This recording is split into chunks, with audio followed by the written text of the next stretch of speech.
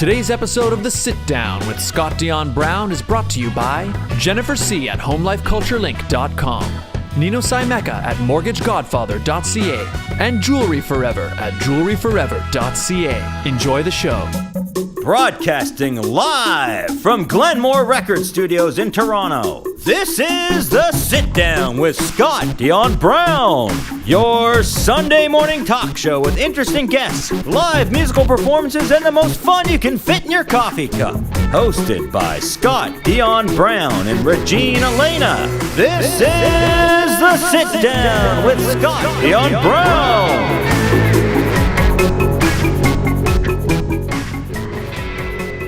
100 episodes. My goodness. Wow.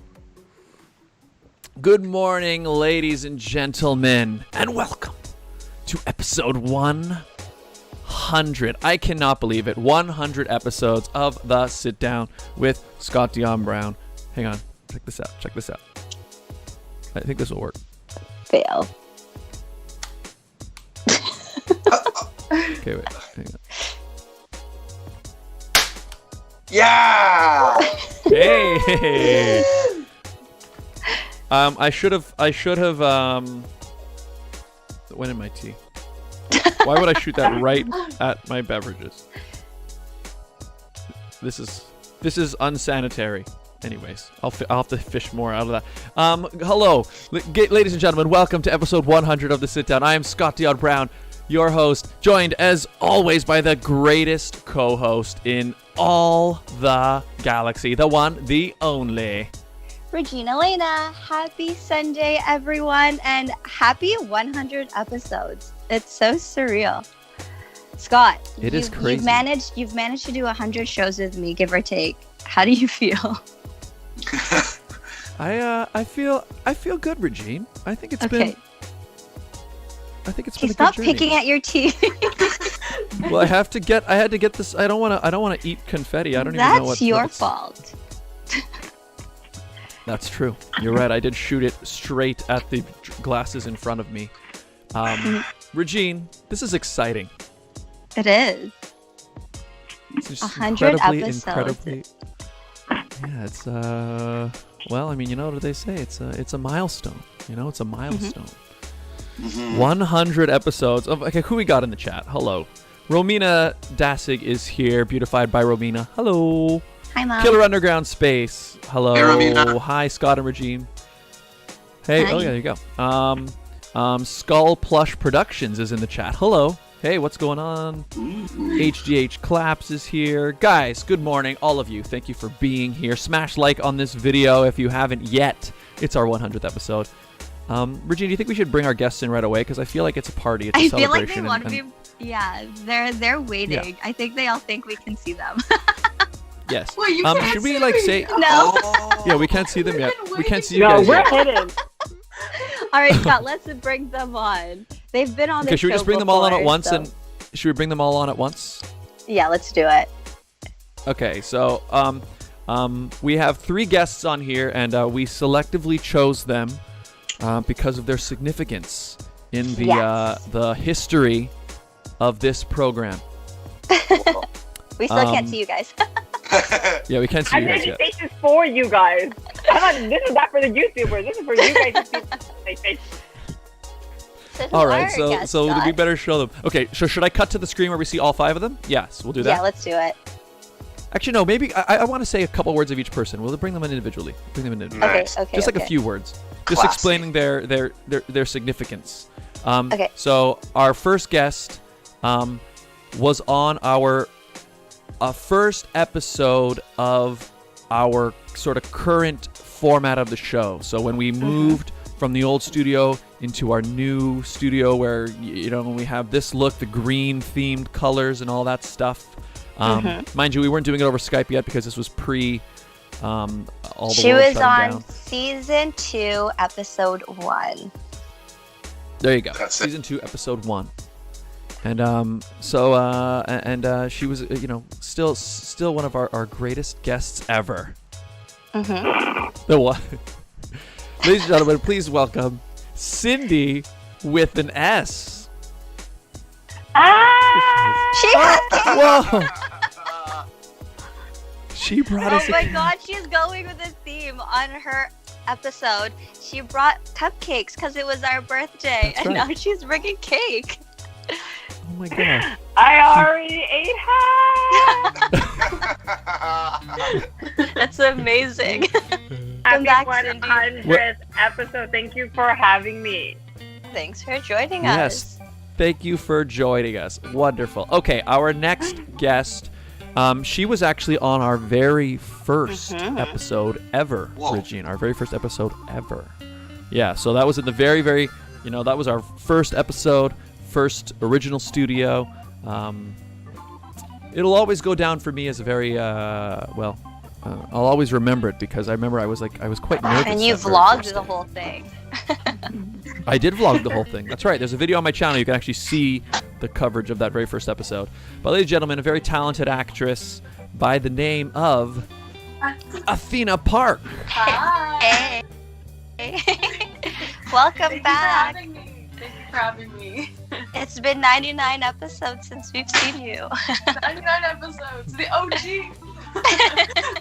She's back. Our next guest Thank you is for gone. being here. Wow. Oh, where'd our next guest go?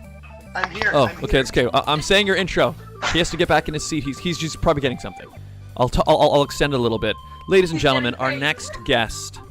Yes. He's significant because, well, actually for many reasons. He's a cool guy, but he's also, as of this episode, he is our most frequent guest on the show. I like how I So- said it. Yes. He was Wait, the what do most you mean? guested guest on the sit down. Oh, that is better. That is better. Yes, our most guested guest. Our most Because guested Siggy guest. didn't make it. There's Oh. That's right, thing so that's going the on thing. between him and Siggy So- Music, and Siggy's That's right. not here. That's right. So up until this point, him and Siggy were tied, and actually, we were gonna see if Siggy could be on today as well, just so you guys would remain tied. But Siggy ended up not being available, so now he has leapt into the lead. He's leapt into the lead. Ladies and gentlemen, please welcome to the sit down, The drummer boy. Garson. Oh, drummer boy, Garson Karrel. Yo! Welcome everybody. back. Thank you, Siggy, for forfeiting your spot and giving me the crown of most guested guest. I wear it proudly, and it's a supreme honor to Love be most guested guest on the sit down Brown. On the Brown with the sit down Brown, sitting down. Sit down, Brown. Yeah. Okay, hang on. So now that I've introduced everybody, we can switch to the big split screen. There we go. Now all 5 of us are on screen at once. It's crazy. Well, guys, we're here. Welcome. We've made it. Dariel's here. Welcome. HDH Claps is here as well. Hello. Hit that like button, everybody. Thank you guys for being here. Oh, Dariel's like, she has cake. He was commenting on your you have cake. Save some for him. Okay, yeah, we'll save some for you there, Dariel. We'll send it through the Virtually. webcam. Yeah. We'll just- Yeah. I think that's how it works. We'll send it digitally. So because, guys, it's a celebration, obviously I have my confetti thing. I have this little noisemaker. But I feel like that's really annoying on camera. I Or think on the sound. most annoying thing I've done on the show was get one of those blowy noisemakers and blast it into the microphone. Oh yeah, you did do that. Yes, that's right. I've done that a few times. Yes. So I purposely kept it away from the mic. But and then also, again, because it's a celebration, I have the ingredients here. I'm gonna make myself a maple old fashioned on the air. Were you influenced No, nice. by Garson one has of the our same one. guests? Nice. Yes. Well, of course. Yeah, that's the thing. So Garson, last time he was on here, because Garson's actually an excellent, as well as being a musician and a super shredded personal trainer, and other things. He's also a highly competent mixologist. Is that right? Is that an accurate Some word? people say that. All right. I like that. Okay. Anyway, so yeah, I figured it's a celebration, so I'm making myself a drink. I'm gonna join you. Okay. Oh, your All mom right, is so- on the show. Hi, Mrs. Brown. Happy birthday. Oh, hey mom. Oh yeah, that's right. My mom had her birthday yesterday. Everybody wish my mom happy birthday. Happy And, Happy birthday. birthday! Did you see the cake I brought for you for your birthday? Hey, wait a minute. I get it. It's a multi-use cake. I get it. Exactly. It's a celebratory cake for birthdays and for 100th episodes. Killer And, Underground and, Space said her name is really Sindy with an S. It is. Correct. Literally. She is the one, the only Sindy with an S. Yeah. So while Um, Scott makes his drink, do you guys want to tell the viewers who have just joined the show who you guys are? Since we all know That's a who good you idea. are. We can start with Sindy. Tell us. Hi, everyone. As Scott is making his little mini commentary as he's making the drink. Sorry, yeah, I'll be quiet now. I'll be quiet now. So some of you may have seen me on Big Brother Canada season 3 and 5, which is where most of the nation got to know me as Cindy with an S, which is a name that I named myself since grade 3 and always introduce myself. I'm also the National Director of Canada Galaxy Pageants. My normal occupation is a flight attendant, but because of COVID, I'm temporarily laid off. So I have not been flying since March, but I'm not complaining. I've been cooped up in this house pretty much this entire 9 months, doing things that I've always wanted to do and sleeping a lot. And that's pretty much the gist about me. I'm trying to reduce my words used in an episode to a very normal human amount. No worries. Athena, who you know? Okay. Hi everyone, I'm Athena Park. I'm an actress. I'm 15 years old. I have a black belt in Taekwondo, and I do wushu. I actually started wushu a couple months ago. It's really fun. What's And wushu? then it's like a martial art, but it's like Taekwondo, but not at all like Taekwondo. Yeah, it's just another martial art. Okay, you Yeah. lost me for a second, but got it. I play piano. I do guitar. Just an actress on Holly Hobby, which is on Family Channel. Really fun. I'm on Ghost Rider, which is on Apple TV. And yeah, that's basically it. Yeah. Awesome. And Sweet. you, Mr. Drummer Boy. Whoa, tough acts to follow. Those are really awesome shows and awesome things that you guys do. So I'm Garson, and actually, I'm a drummer, personal trainer, bartender guy, but that's my story. But I think what's really cool is how my story with Scott and how we play in a band called Siggy. And Correct. that's one of the coolest things that I do is playing Siggy, and it's too bad he couldn't be here as well. But you're also in 2 bands, right? Yeah, you're right. Yeah. Right. I forgot. So I'm in another band called Silver Lining, and that's a Fantastic really cool band. Yeah, we've been together for over 10 years now. We released our first album last summer, and we've been releasing all our singles 1 month at a time since the album release, and that's been really exciting. Getting followers on Spotify, and it's a sweet, awesome journey. And you gave a tune to my name, so thank you guys for that. That's right. Love you, Regine. Yeah. That's right. You guys kind of solidified the Regine Alaina. I thought it was already a thing. Like, it happened so organically. I was like, oh, this is her regular intro. No. I didn't Yeah. realize it was something we were building together. Well, I think it was that you were kind of saying it that way, or like you were kind of giving it a little song, because the show was still I fairly guess new I at that sing point. when I speak. That's it. That's Yeah. all it is.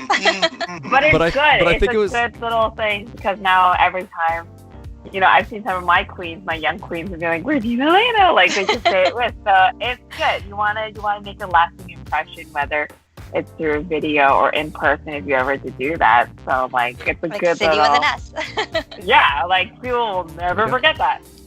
So it's just like, it's perfect. I think it's great because I forget your last name sometimes. I'm just sitting here and be like, Regine, Alaina. Everyone forgets my last name. I know. They think Alaina's my last name. I'm like, sure, whatever. Sure. Go with it. It's the stage. It's the stage name. It's the stage name. No, it's my name. Oh well. I mean, It's on my birth certificate. well. How much have you I drank? Well, so far I've had a little sip. I have here my maple old fashioned. Everybody. I didn't have the little orange peel thing. I didn't have the orange peel thing to make a little swirly, you know. Mm. But I had so 100% Canadian rye, maple syrup, courtesy of Costco. Walmart, Costco. No, yeah, not Walmart. Yeah, Costco, Kirkland, Costco, right Costco. Kirkland. Yeah, that's what I meant. Costco, and then Angostura bitters. Oh, fancy. So cheers. Let's do a toast. I don't know if you guys, whatever your I beverages have are. my sit-down book. I like your galaxy Oh, book. Athena's grabbing something. There we go. Yeah. Beautiful. Cheers. Cheers. 100 episodes, everybody.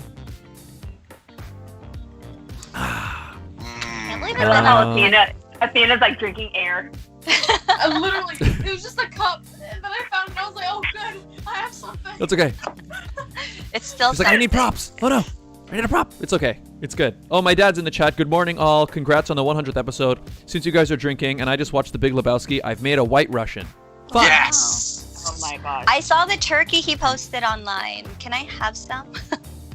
We also have a You probably- minor on the show. Maybe we should not be encouraging drinking. Yes, God. We have someone who cannot even legally do it. Yes, God. Well, I'm sure we have some underage viewers as well, guys.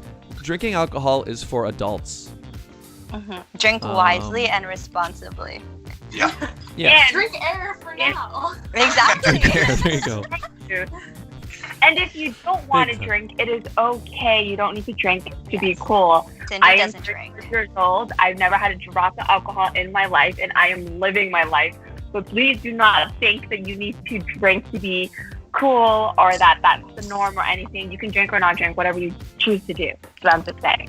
You So- tell him, Sindy. There you go. Yeah. So just like that. So what we're there now. This episode is now. It's also educational. See. Exactly. So Sarah Taylor's also in the show from Kids Oh. to Kids. Congrats on your 100th episode. Wishing you many hundreds more. And hoping you can get back to the studio soon. I miss the studio. Yes.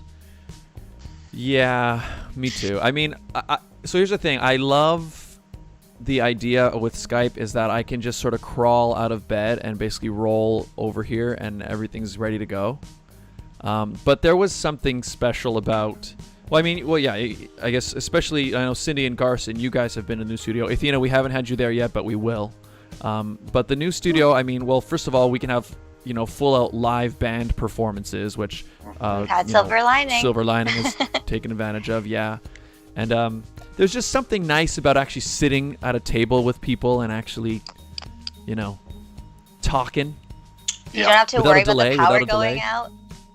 That too. Or at least, well, we do, but if it happens, it goes out for the whole show, not just like Yeah, one person. not just me. But what I've noticed that when you guys have switched over to this virtual format, I've noticed that you were able to kind of bring more guests other than from the GTA area, right? Like you guys have Yes. had guests, like those international queens with Ursula and her sister queen.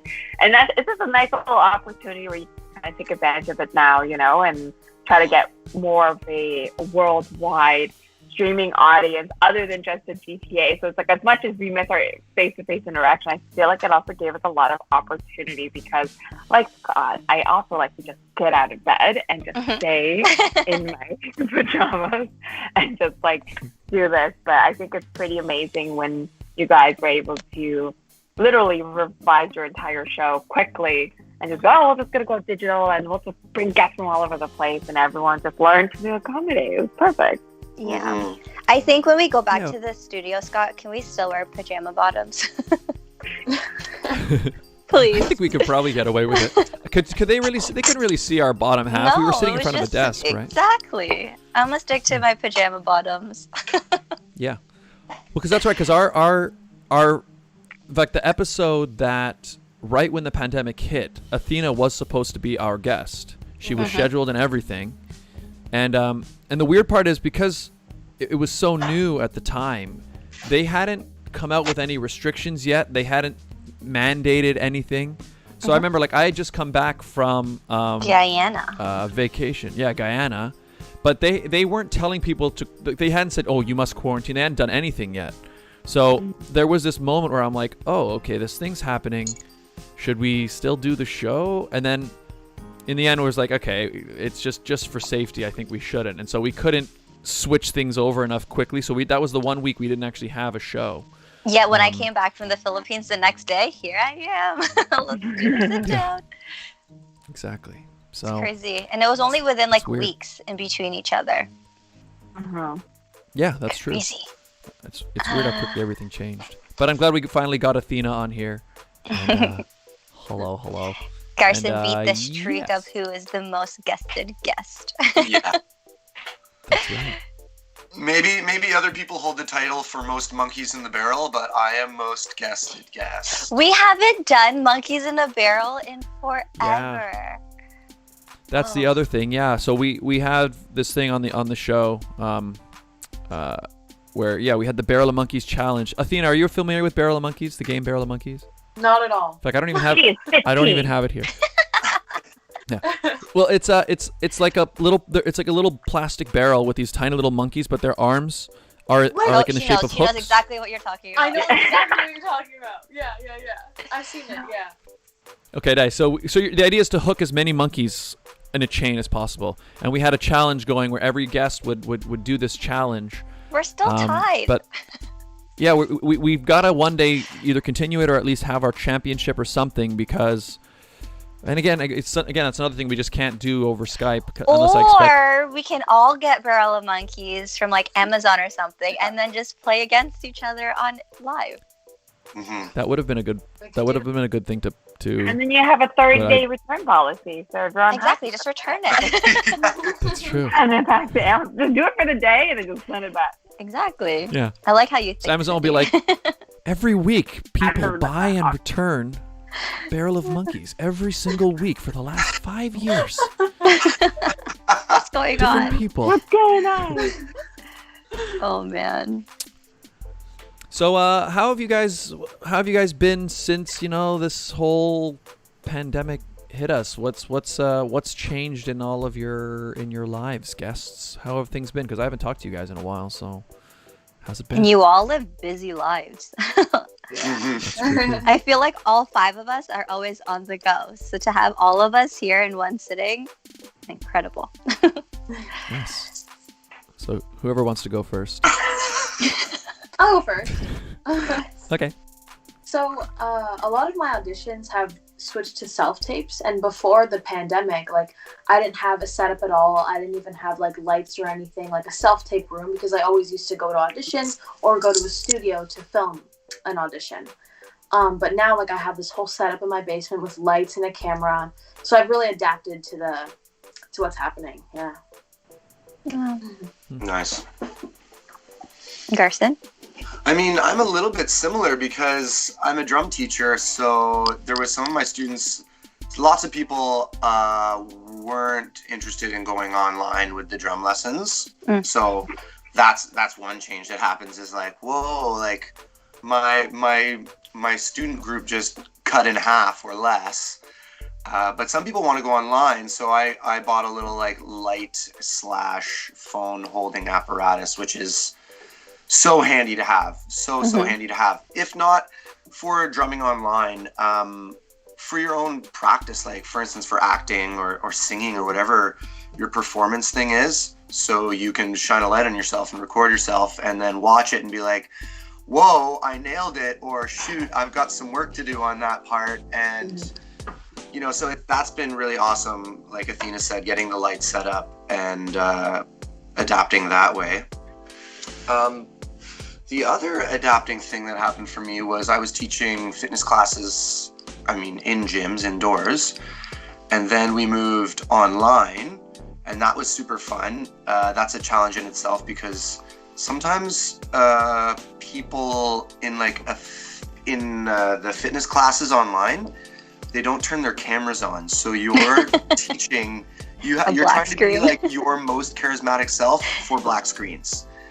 Lies. So, but there is also people who are making a connection with you visually. So that's interesting. You've got this sort of yin yang, like some people want to connect, some people don't want to connect. Like, how do I bring my 110% self to that situation and maintain that kind of energy?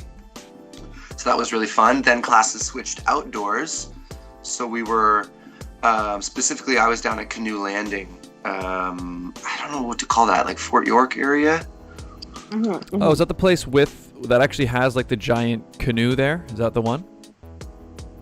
It must be. Somehow Yeah. I didn't see the giant canoe. I managed to miss the canoe every time I went. When I'm driving along the Gardiner, I notice there's this one area, and it's kind of near Fort York, where it's literally like a humongous red canoe that they've got. I have So not been maybe that is downtown our- in a long time. It's gotta be related. It's And yeah, it's right near the Gardiner, so it must be the same. Huh. And that's really interesting. So we tried going at like 11 a.m. on like a July Saturday morning, and turns out 11 a.m. is a pretty hot time to be working out outside. In July, yeah. Oh yeah. So, there's little workarounds that happen there, switching from indoors to outdoors to online. And I guess I'd say that's pretty much a lot of the adapting and changing that's been happening for me. Cool. Mhm. How about you, Sindy? And Sindy? Oh, no, it's actually been pretty good. It's interesting because, I worked with my particular airline, and it would have been 3 years now. And it was interesting because, we did get the heads up being like, there are some changes that's going to happen. And then we all just knew that we were going to be eventually let go in a sense, but we weren't too sure, like, as an entire company or just flight attendants or just a small portion of us, because I've just been there for 3 years, and my airline's only been in existence for 11, so we were all quite worried about our job security. But like within 24 hours, it was the entire company is temporarily laid off. We're just going to completely shut down. So my airline has not been, like, not a single plane has been flying since March. And it's been interesting because, they try very hard to try to keep us up to date. We have like weekly calls that I am not a part of, but there are weekly calls that they get everyone to come in and see what's going on. And, it's been pushed for like, we're gonna reopen in June, and then July, and then August and September. And my airline only flies like Northeast America. So just like, Eastern Canada, Northern Canada, and then like Eastern part of the US.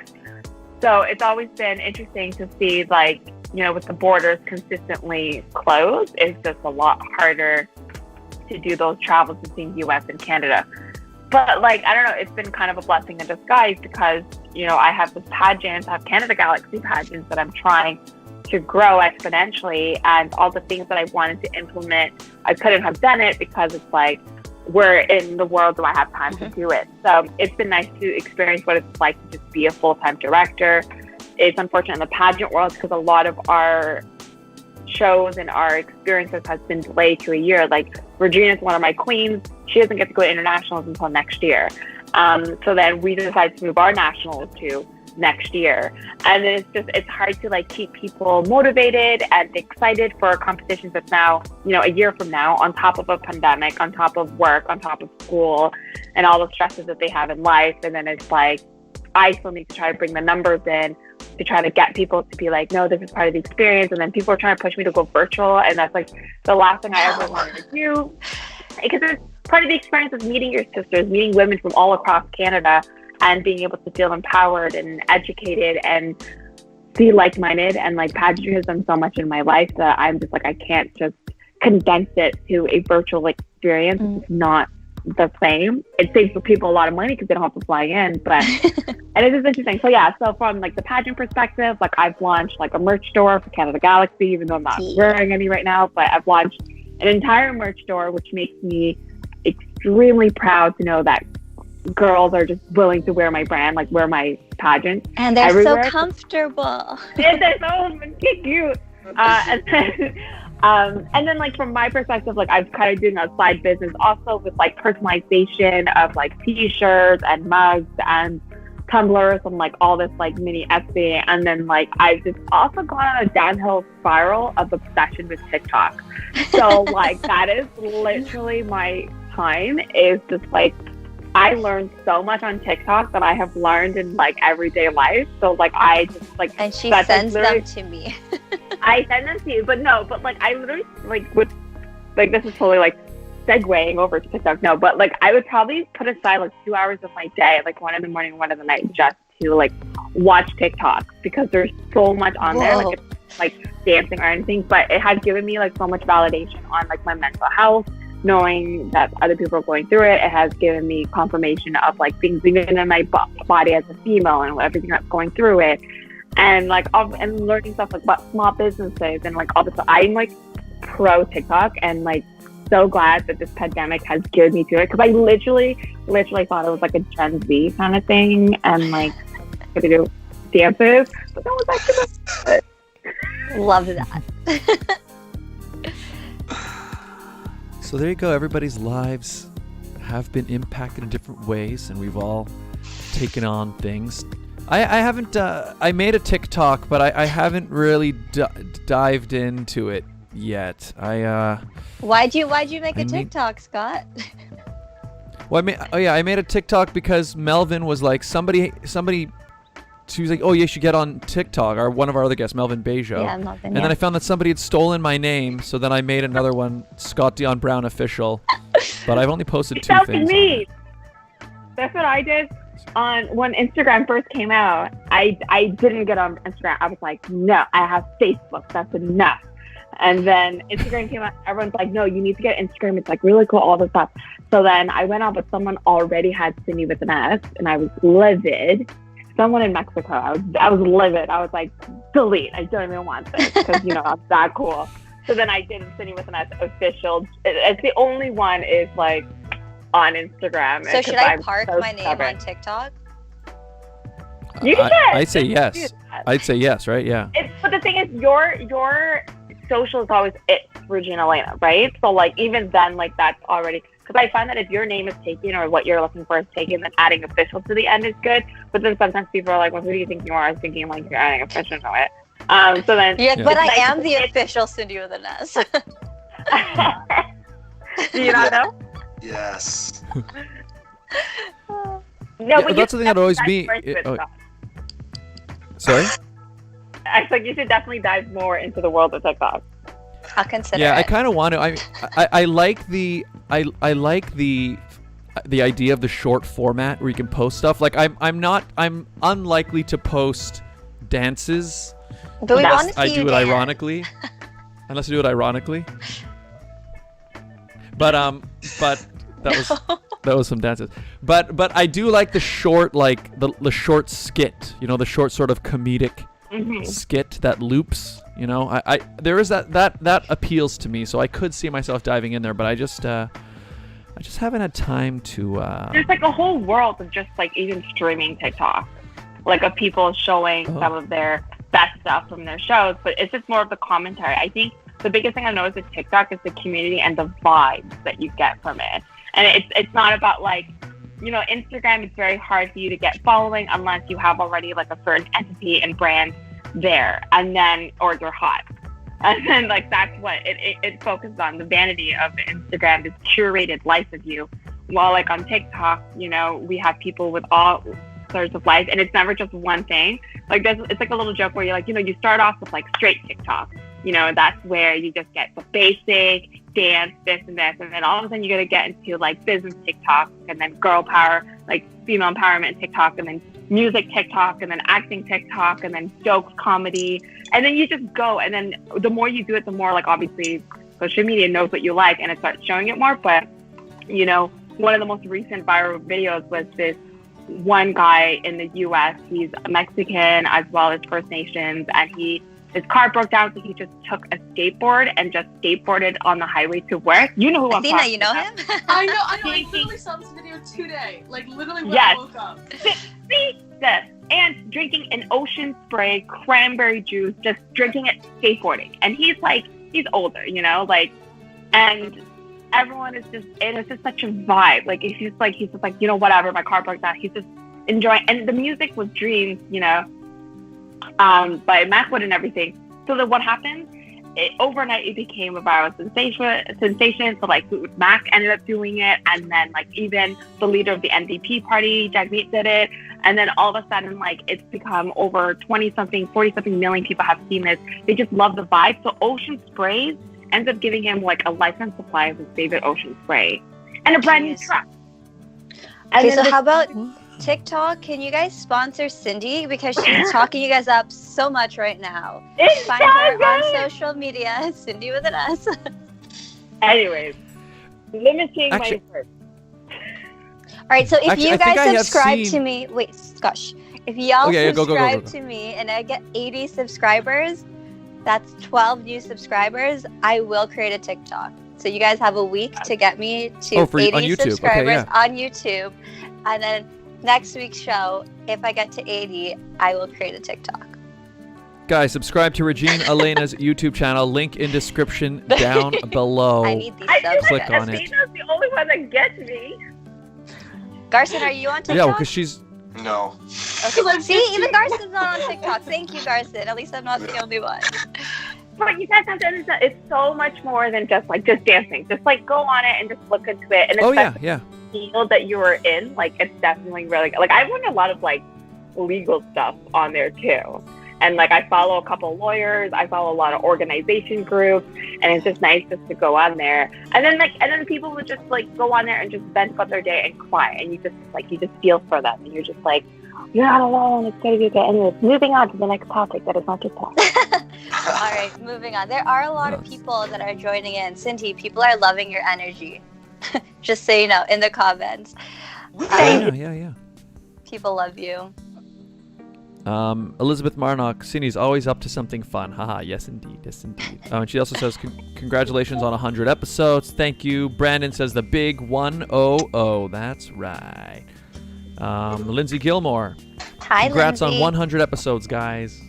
We've had Lindsay on the show too. With Sweet Darling Divas. It's pretty fantastic, guys. I mean, here we are. We've made it all the way here. It's weird because I feel like there hasn't been enough time that we've reached 100. You know what I mean? Like, it doesn't seem like it's possible. And then in a few weeks is our 2-year anniversary. Oh. So we're gonna have to do another party of some kind then. So bring cake again? Yes. Yes. You know, I've learned how to please. eat. Ever since Sindy's been on our show, I have never eaten a cupcake the same way. Oh yeah, that's right. So she came on the show, brought us cupcakes, and then showed us how to eat them. Yeah, she showed us a special way. Yeah, explain it. Explain it, because I think Garson and Athena will be curious. This is the cupcake. You peel the paper out, right? Athena knows. Take the bottom half of the cupcake, and then you put it on top, so it's now a sandwich. And then you just eat the cupcake like that. Mind blown. Garson's like, you get the perfect cake to icing ratio. If you want to share it, you can cut it in half and nice. Yeah. Clean. It's just it makes like an icing sandwich. And you just gotta eat it with your pinkies up, and it's like dainty. Yeah. That's so it smart. blew my mind at the time. You made an Oreo out of a cupcake. It's the best thing ever, and like I remember Scott's face being like, "Okay, you tell me how to eat a cupcake," and he had the same reaction you did. When we did it, he was like, "Wait, you actually had to show us what?" Well, because I didn't know what to expect. I was like, "All right, what is this? What is this gonna like?" Because in my mind, like, how many ways are there how many ways are there to eat a cupcake? I was like, I didn't even know what I thought it was going to be. I'm like, do you take off the icing and then eat it? Like, what's... Yeah, it was just, but when I saw that, I was like, wow, that was so, it was like. I showed my brother how to do it too. I'm like, this is how you eat a cupcake. It's actually like a party trick now. Every event that you go to, there's a cupcake, and you're like, that's actually not how you eat it. Actually, just, But it is better. It is. Okay. So I feel like that should be- we've definitely done a lot on the show, Scott. We learned how to eat a cupcake. We learned how to make an alcoholic beverage. We've played multiple games on the show. And True. we are at the halfway point. So should we show your secret project you've been working on? Yes, we should. Actually, so two things. One thing we didn't do is we haven't even mentioned, although I guess most people already know, we're giving away a prize today. Oh yeah, on today's episode. See it? So Jewellery Forever, wonderful sponsor of the show, has donated. Here, let me go to your screen full so people can see it. Has donated this white gold diamond ring. You like my nails, guys? Sorry. It's it's like shinier than Regine's nails. Look at that beauty. And so a bunch of you guys have joined the contest over Instagram. So it's all closed now. As you see, Regine has a Star Wars bucket full. This Star entries. Wars bucket is not mine, but it went with our Christmas special. Cindy, I don't watch Star Wars. That's don't good. worry. But here Kylo is Ren. everyone's name. Oh, shoot. There it is. Like So like, somebody, we'll like, do look the at draw this. towards the end of the episode. Oh. Somebody is taking. You Don't. just lost- That's that an should just be entrance. the Get them winner back right in there. I put it back. I put it back. Somebody is taking home a beautiful ring courtesy of Jewellery Forever. And Jerry has said he's also like, once we draw our winner, we'll DM you over Instagram, and we got to get like the ring size, right? Because he's gonna size it to make sure it fits. Okay, I yeah. want to say it's like a 6 or a 7. Look how pretty this is. Okay. There you go. Is it Well, I'm definitely looking for for a one. lady? There you go. It's a 14 Sorry. karat white gold diamond halo ring. I believe it's 0.2 carats. It's pretty. Cindy, you should have told your boyfriend to join the contest. Now it's closed. I think he's good. He's getting his own ring. I think he's the dog, guys. Thank you so much to our sponsors. Yes. Be Yeah. able to contribute Yeah. this giveaway. A If lot you has want to happened. Give me one. You can as well. Jewellery Forever, hit up Cindy with an S. No, but like we've done a few giveaways now on our show. We did one last Christmas, or not this past Christmas, but the Christmas before. Yep. And then Jewellery Forever also donated a beautiful watch, which Garson In helped fact, I think pick the name. Garson was there, right? Yeah. Yeah. That's right. It was Silver Lining Live on the Day. air. Was it Silver Yeah, Lining that's right. Day? It was. Whoa. Yes. And Well, remember, that's- because we've made it now that Greg Silver from- Lining is our guest every Super Bowl or Grey Cup? No, it's Grey Cup. It's in November. Yeah. So we So gotta Grey have you Cup guys Sunday on is- soon. Yeah, Grey Cup Sunday is always Silver Lining Day on the show. That's right. Yeah. But yeah, so somebody today will be winning a ring, and now let's show everybody. So me doing things always last minute. Not every guest is here, but a whole bunch of past guests sent us a little message about being at our 100th episode. So I think we'd like to show it to all of you guys. So not everybody's here, and a couple people, including Siggy, sent me your video a little bit too late. So it's not in this montage, Siggy, but I'll post it later. But here it is, everybody. Look back at some of our past guests for our 100th episode. Enjoy. Sit down. Happy 100. That is great. So proud of you guys. And you have something in common. What? Like the 100th episode, 100 years. Should be very proud. Congratulations. Hey guys, Lara Salt here. Wow, congrats, 100 episodes. That's quite an accomplishment. I remember when I was on your show like it was yesterday. It's always a great time with you too. Now, I'm looking forward to the next 100 episodes, and thanks for supporting local talent. It really matters and makes a difference in the lives of many up-and-coming artists and local businesses, especially this year. So congratulations. Hey Regine and Scott, congratulations and happy 100. And here's to 100 more episodes. Love you both. Congrats on your 100th episode, Regine and Scott. Happy 100th episode to the Sit Down with Scott, Dion, Brown. Thank you guys so much for having me. Happy 100th episode from Kids to Kids. We're looking forward to many more. Congratulations. This is... Hey, it's Karina. Happy 100. I'm so happy for you guys. Congrats. Hey guys, it's Chad Malloy here. I just wanted to say congratulations on 100 episodes. That's such an incredible milestone, and here's to 100 more. Hey there, it's Gray Nagara from Latin Train and from Siggy. Huge congratulations to Scott and Regine Alaina on your 100th episode of your show. Looking forward to many, many, many more. Take care. Hi guys, it's Aika. Happy 100. Thank you for having me on the show. I hope everyone is still safe and well. Have a blessed day. Mwah. Hey, what's up? It's JP here to the Sit Down with Scott Dion Brown. Just want to say happy 100 to you. Congrats on meeting this milestone, and I look forward to chatting with you guys next. Peace. On guys, I want to give a shout out to Scott and Regine. Congratulations on 100 episodes for the show. Sit Down Radio Show. Congratulations, you guys. I appreciate y'all for having me. All the best, and I'll see you soon. Hi everyone, my name is Ursula Urak, and I just wanted to wish the Sit Down Radio Show a happy 100th episode. I was fortunate enough to be in 2 episodes, one last year with my Canada Galaxy team, and just last week, the 99th episode with my Rego World team. Regine and Scott, you guys are amazing. Just keep doing what you do. Happy 100th episode. All the best. Hi Scott and Regine. I would like to say congratulations on your 100th episode milestone, and even though we are going through this tough time, we still made it. This is a big achievement for the Sit Down show. I would also like to thank the viewers and the guests who have supported this channel since the beginning. Hey Scott and Regine, happy 100th episode. That's so exciting. Being on your show is always an honor, and you guys give such positive vibes, and I'm sure you guys make so many people's Sunday mornings even better. Here's to many more episodes. Hopefully you guys don't get tired of each other. And yeah, I'm sending all my love and support towards you both. Happy 100 episodes. Yay!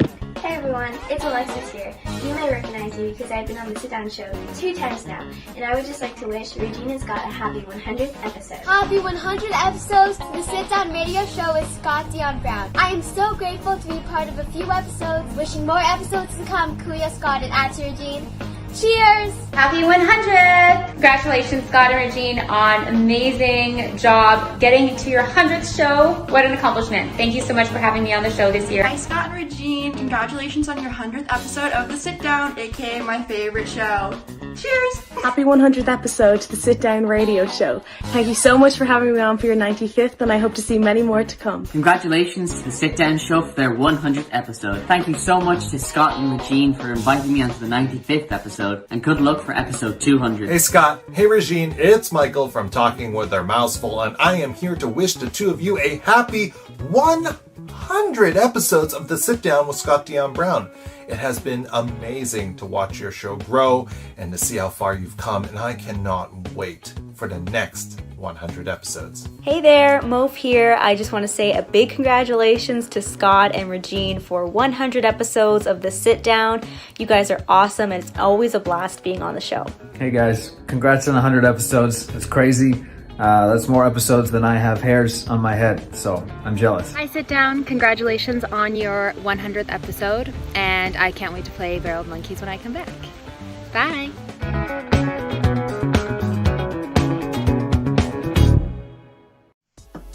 And that was a little look back at a bunch of guests we've had. That was so nice to see all that. I literally watched it this morning, and I was like, oh. Yeah. Yeah. So many memories. I know. So many memories, you know. And like I said, that wasn't everybody, and that wasn't also like there were a bunch of guests who either got the message from me too late because I sent it. Probably you sent it, or later I than sent I should have. it? Yeah, but even at the time when I kind of was like, when I was like, Regine, we should do this. It was like 2 days ago, so it was like, okay, it's really not enough time. But anyway, a lot of people did manage to send videos anyway, which is cool. Mm-hmm. Thank you guys and all you guests who have been on the show. So cool. It's just been really, really, I don't know. I feel very blessed. Mm-hmm. And it's true what Sindy said. Like ever since the pandemic hit, we've managed to hit an international, I don't know where I'm going with this, an international Audience. group of guests. Like we've had the Kieran siblings from Ireland. We've had guests from the UK. Hannah, right? Hannah Knight was in, yeah. We had, and also a bunch of guests just from the U.S. as well, just because we... so many.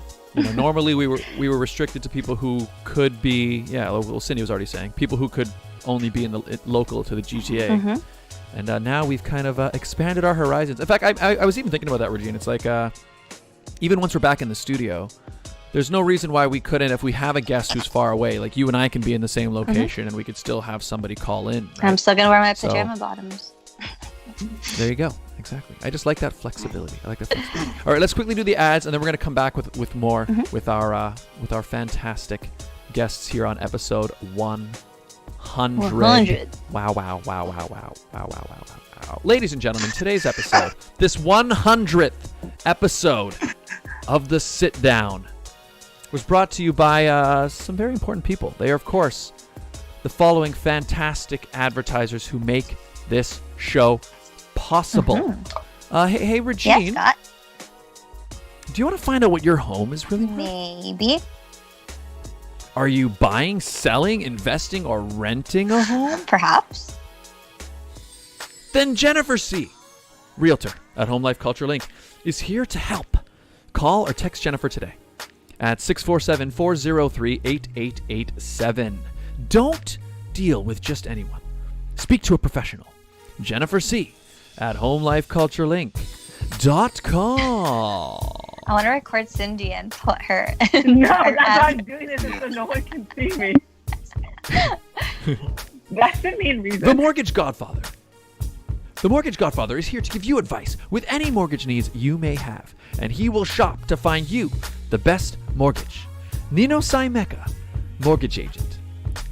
He'll give you an offer you can't refuse. Regine, 100 episodes of me doing this impression. No, it hasn't been. He'll give you an offer you can't refuse. 50. Oh yeah, because he wasn't. 50 episodes of you doing Okay, that. fine, 50. 50 episodes of it. And it gets better every time, and it's still fun. Find out more at mortgagegodfather.ca or call 905-604-6955. And it was brought to you by Jewellery Forever, conveniently located at CF Markville Shopping Center on 5000 Highway 7 East, Markham. They do custom-made jewelry, repairs, and change watch batteries, all done on site. And as well as donating a fantastic ring that we're raffling off today, we have a fantastic deal worked out with them for our viewers, don't we, Regine? Yes, we do, Scott. If you guys go into the store with your masks on your face, make sure you let them know that Scott and Regine sent you, and you'll get 15% off your entire purchase. That's 15. That's right, 15%, 15% off your purchase. Jewelry is an absolute artist in this world of jewelry making. If you have a vision, if you have an idea for something beautiful, you go into that store, he will make it for you. And somebody's going to win a beautiful ring today from the sit down. In fact, here, I've got a photo of it here. The contest that you're seeing there is closed. That was how you entered. So everybody who's entered today followed the Sit Down Radio Show on Instagram. They liked the contest post. They tagged 3 friends. They followed Jewellery Forever on Instagram, and now they're watching right here for the draw here today, October 11th. Somebody's going to win it. Incredible. Oh, Jewellery Forever is Forever in the chat right now. Oh, wonderful. Well, there you go. Jewellery Forever. Thank you so much. And everybody, find out more at jewelleryforever.ca. Yes. And, if you would like to advertise on the show, it's very easy, right, It's Regine? simple. All you guys have to do is email us at radioshowad, that's radioshowad@gmail.com. That's right. We do this show live every Sunday, which means you can customize those ads. If you want to reach a brand new audience and you have a sale or an event or something happening in a real time or place, you let us know. We can let your audiences know live on the air every Sunday. It's a great way to get in touch with a brand new client base. Radio show ad, radioshowad@gmail.com. I love Cindy's commentary. Oh yeah, hi Drew. Oh, there you go. There you go. We're making connections here. We're networking. Exactly. We're networking. All right, ladies and gentlemen, I'm done reading. We're back. We're back, everybody. Episode 100 of the Sit Down. Oh, Jewellery Forever. I'm fishing and watching the show. Cool. Nice. He's fishing. You know what I really enjoyed about this contest is being able to see who people's favorite guests or memories were, which were people's bonus points. And what I found even funnier was when people said their favorite guest was Scott, but Scott's never been a guest on the show. That's true. I still gave it to them because hey, they you know tried. what? I mean, that just means they never actually watched the show. But hey, if you're on here now, welcome. I know who you are. I am. Well, I mean, if I count me as a guest, then I'm definitely. Well, I guess you and I would probably. Well, be, I've been a like, guest. You know, would you? You've been. I've a been a guest. guest. Yeah, I guess you've been a guest. Come on. That's right. That's true. We had an episode where you were the guest. That's true. But I'm trying to think now. If you counted me as a guest, I don't know if I'd be the most interesting guest. Yeah, we all know guested that's guest. Yeah, definitely not most interesting. But I don't think I'd be the most guested because I feel like there have been episodes where I haven't been there where you've hosted alone. So I think, have you done more shows than me, do you think? I think so. I know you've missed a couple, but I feel like I've missed more. Like 3. You've missed more than a handful.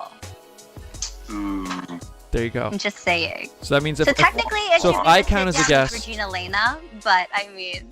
Technically, that's a good point. Just kidding. Because here's the thing. So if I count as a guest, then you would also have to count as a guest. So you would be most guested guest. Sorry, Garson. Jaden Santos wrote mass roasted. Yeah, see, there you go. Jaden, this is just how we speak to each other. It's normal. It's just how we go. If we don't roast each other, the show's boring. I agree. No, we got a good banter here, everybody. We have a lot of fun in the show. I think that's a comment that we get really often, or people like, we love the banter between Scott and Regine. I'm like, thanks, it's natural. Yeah. Well, you know what it is? That is something we've built. You know, I will say. Although actually, even watching the first episode, I think maybe it's because we've MC'd before, but I feel like we fell into that pretty naturally. I think there wasn't really a period where you and I awkward. weren't able to. Yeah. Even from the beginning, we kind of hit the ground running. I mean, I think we got better. I feel like I've gotten less awkward. No, I don't know. Yeah, I'm not sure. I feel like I'm less nervous. It's because you're drinking right I'm now. less nervous. I was going to say, as he drinks. I'm less nervous. Right now, I got liquid courage. Garson has known you a few years. I think he's known you longer than I've known you. Garson, is this how Scott is in general? Yeah, like it's the persona on the show and the real life Scott. I don't notice a difference. That's good to know. He loves to do impersonation voices. 100% same guy. Yeah. There you go. I don't know, Regine. I've known Garson longer than you think? I'm not sure. I've known you since 2012. Oh. Sorry, 2012. 2012. Mm-hmm. How long have I known Garson? When did we join Siggy, Gars? Do you remember? No, it hasn't been that long, has it? 5? No, wait, 2012. That's like 8 years ago, right? Yeah. What are we now? 2020? Yeah, no, it hasn't been that long. However, I will say, one thing that's been weird with the pandemic, right? Is like Garson and I used to see each other without fail, like every single week, right? Mm-hmm. Pretty much every Monday for at least a couple years. Yeah. So I think that's a huge change. I guess because live events just are gone, and I know Sindy's have to deal with that as well because obviously Galaxy is a live event, and that's been a big change. So that's been weird. Hey Athena, have you been on? Because I know you've been doing self-tape auditions. Have you had to be on set yet during the pandemic yet? Have you had that experience? Well, literally right when the pandemic hit, we were supposed to start shooting. But then they had to cancel it really quick, so we have no clue when we're going to start shooting for Holly Hoppy season 3. Oh, wow. Yeah, because most of the cast is in school, so they usually shoot in the summer. And basically when the pandemic started was when summer started. Oh, what happened? How come I lost her voice? Hang on, we can't hear her for some reason. Oh, that's why Regine went down for a second. But I heard you. I heard you. I heard you. I see. But, all right, hang on. Yeah, basically when the pandemic started. Hang on. Can you hear me? Keep going. Oh, okay. When the yeah, pandemic keep going. started, Yeah, you know why the it's doing that delay thing. Keep going. Yeah, keep going. Okay. when the pandemic started is when we were supposed to start shooting. So we have no clue when we're gonna start shooting season 3. Yeah. Oh man. Shoot. I know. I'm gonna go on Apple TV and watch. Actually, the one that I was talking about is Okay, called yeah. So which is on Family Channel. I think you guys are talking right now, but Scott, can you not hear people? that delay thing just. I'm hearing a delay now. Did something change on your phone, Regine? My phone's dying. Hang on one so I second. had to Hang on one charge second. it. I gotta see if I can fix it. It's doing that thingy. Okay, hang on. Let me close this. Oh, I see. Okay. Is that better? Say something. Something? Live TV, Okay, it's guys. back. We're live Yay. internet. It's back. It's back. Good. Okay, that made me scared. Okay, sorry, Athena. Your story got cut off, but I think most of it. I think I heard. Don't worry. Yeah. I think everyone else heard it except you. Okay, good. Yeah, I don't know what happens. So what happens sometimes, and this happened a little bit last week as well, is sometimes the audio on my end and the video goes out of sync. So it'll be something where like you'll start talking, and then something will happen, and then I'll still see your mouth moving, but I won't hear what you're saying for like sometimes like 10 seconds later, which is like, so it's really awkward, and I can't necessarily tell, but it seems to fix sometimes. Anyway, good. Okay.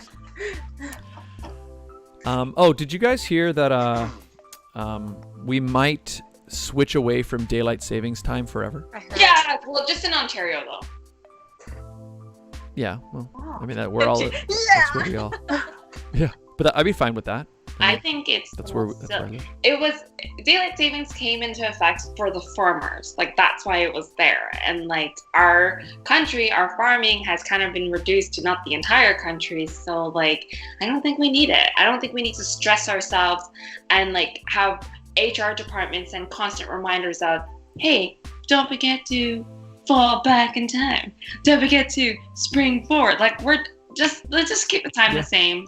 Daylight, it's gonna be daylight or it's gonna be nighttime. Like just let us live. Like I just don't think this added. But then I think there's a study somewhere that it does really affect people's life, the amount of time that we keep going forward and backwards, like mentally in our mind, and how much we're losing sleep and all that stuff. So like for our sake. Yes, I agree. Did well, like I don't the world know. stop or like go crazy after the last time change? Well, they do say that there's always an increase in car accidents every time it changes, because everybody's thrown off a little bit. Everyone's a bit more tired, and so it's always the case that like some people just So basically, I don't know anybody who's like, no, we got to keep it. I don't know anybody who's like that. So like even when you apparently fall back in time and you think, oh, I've gained an hour, but like no matter whether or not we have an actual clock or our phone with us, like your mental clock knows what time you normally wake up, what time you go to sleep. So like for me, I'm like, oh cool, I got an extra hour, but I still wake up at the exact same time, and now I'm just laying in bed for an hour being like, Or you're fighting you don't want to sleep yet because it's technically still 10 o'clock, but really. Yeah, and then you're like, oh, if I go back to sleep, then I might just miss everything that I need to do or be late or this. It's just like, I feel like every time it's daylight savings, there's just an extra thing of stress in my life to be like, oh, shoot, did my alarm even, and we rely so much on our technology to automatically change it. And then there are times where, I've traveled before where I turned off the automatic and I'm just like, I just don't want to and then, I'm in a different wrong time. So I'm very excited for this. I hope it passes all the way through Canada and not just in Ontario. Yeah, I agree. Well, apparently, so a bill has been tabled. I think it was by I can't remember the details, but it's been tabled by I think a private member, but it has the support of the actual Ontario government because I think a lot of people are in favor. And but the one stipulation it has in it is that it would only go into effect once Quebec and New York State do the same. Oh. And I think it's just because we do a lot of business with those two areas, and so I guess they don't want to have to like, I don't know. Yeah. Never do it. They do the same with everyone else. They're just gonna gotta be followers, right? Can we be leaders? Yeah, if Quebec started it, if Quebec was the leader and said we want to get rid of daylight savings, Yep. Well, anyway, anybody else on the panel in support of keeping daylight savings time, or you guys like the idea of switching permanently? I like the idea of keeping it. Yeah, because I think it would be cool to foster more farming industry in Canada as opposed to make it more difficult for them to work as hard. If they lose an hour, then it makes it more harder on farmers, and I think farming is an integral industry to foster in a country. Actually, I agree with that. Although, actually, you know what I will say about that, Garson, is one thing I did hear is that, yeah, it was put in place for farmers, but what I've also heard is that the farmers themselves have said, like, they don't really need the clock time to actually change, because they would just get up like early, like, because they get up they're following the sun, right? Yeah. So what I've heard is that I like what you said there, because you're right. Like, we don't want to necessarily take something away from the people who were benefiting from it. But my understanding, and maybe I'm wrong, if there's anybody from the farming community in the chat, you can let us know. But my understanding of the situation is that the farmers don't really need it. Like, they know what they just get up. They know. Yeah, what like I have friends who are farmers as well, and they're able just to look at the sun and just know what time it is. Yeah. Like they're just I'll be like, oh, do you know what time is it? They're just like, oh yeah, based on where the sun is at, it's this time. And I'm just like, they're like, yeah, I can just make a sundial right now and just show you like what time it is. So it's just interesting because like I wonder who really said that it was for the farmers. Like, I don't know if a farmer actually said like, oh, we need extra time, when it's just most of the time they work, when the sun rises, the sunset, and that's just their schedule. They know, like, they don't really need clocks or anything like this. But like, yeah, it's interesting to see because like we've become so adapted to the concept of changing time, and we just never question it. But like you said, like I didn't know that there's that many more car accidents. I know a lot more people are late and more frantic, and it's just causing a little bit of like organized chaos 2 times a year. And even though it's only 2 times a year, it's caused enough to be like. Yeah. That's true. What about you, Athena? You for or against permanently switching to daylight savings time, or daylight time, I guess it would be. Well, I'm only in grade 11, and so I don't really think it affects me that much because, like Regine said, like, like my phone just automatically switches, so it doesn't really affect me. But I get how, like, if you stay to a schedule, waking up at 7 every day, like, you're just gonna be up for another hour being like, okay, what do I do now? So I think definitely don't keep daylight savings. Yeah. There you go. Yeah, I just feel, you know what it is that I've been to enough things where, okay, I had to be at this place at 11, and my phone switched automatically, so I'm there. Awesome. But then inevitably, let's say like it's a thing where I'm meeting 6 or 7 people and we're working on something. Inevitably, there's going to be one person who'll be like, oh, I didn't switch my clock. Oh, my cat. You know what I mean? Or like, and then you add the fact that there's the extra, like you said, the increase in car accidents, people late. Because there is just this, there's this certain number of people that will be affected where you've dropped a change. And if it's not really benefiting people, why keep it? Yeah, it's the worst. Like, as someone in the airline industry, it is the worst because I'm sitting here like, because like, let's say we fall back an hour, so I'm losing everyone loses an hour sleep. My mental body is thinking you need to get up at this time, and then my body refuses to get up because I've lost an hour, and it's like, no, you still need to sleep. You have an extra hour of sleep. But then I get up and like, our crew schedulers, our managers, everyone's sending us emails. Don't forget, like, we lose an hour, so make sure you show the whole entire schedule for the entire day of this entire industry. It's just once one plane is like late, everything is late for that day. It's really hard to get back on track unless that plane was sitting somewhere for 3 hours initially or something. But I've seen passengers like run to the gate, they miss it, or like even security teams don't show up because they thought they started an hour or this or that. So it's caused like so much chaos. So like it's like every year the daylight savings come or go, and I'm just sitting there just watching Like people being like, oh, but my flight was at this time. Why did it leave early? I'm like, actually, like your clock is wrong. It's this time. Like, sorry. Like, oh, you need to compensate us. I'm like, oh, you can't. Like, it's just a whole series of little headaches that we're just sort of adding for really not much gain. But I do appreciate to see how long it takes for them to actually like implement it, because if the conditions is Quebec and New York needs to be able to jump on board on this, it's like, what about the rest of the people in the Eastern Standards Time? Like that is more just 3 cities, so, or a province, 2 provinces in 1 city. So it's kind of interesting to see how they're gonna table it, but like, I don't know. I mean, I get it, because if they suddenly change it in Ontario, because again, it's because we're changing something that's normalized, and they did, and you imagine like we do so much business directly across the border and with Quebec, right? So I guess if they change it, then you'd suddenly have like, okay, we're gonna have that shipment in, but remember, tomorrow it's an hour later for you, but it's an hour earlier for me. So I guess they're probably trying to minimize that. So I don't know. You're always gonna have some things. Then I know Garson raising, of course, we want to make sure as well that it's not going to be a negative impact on the farming industry as well. But those considerations aside, obviously we make the laws. Just change it. Do it. I'm for changing it. Just hurry up and make the choice. Make a choice. Oh, Lindsay Gilmore says, I'm always late for work when I open for 7 a.m. on a fallback. Waking up is so hard, losing that hour. There you go.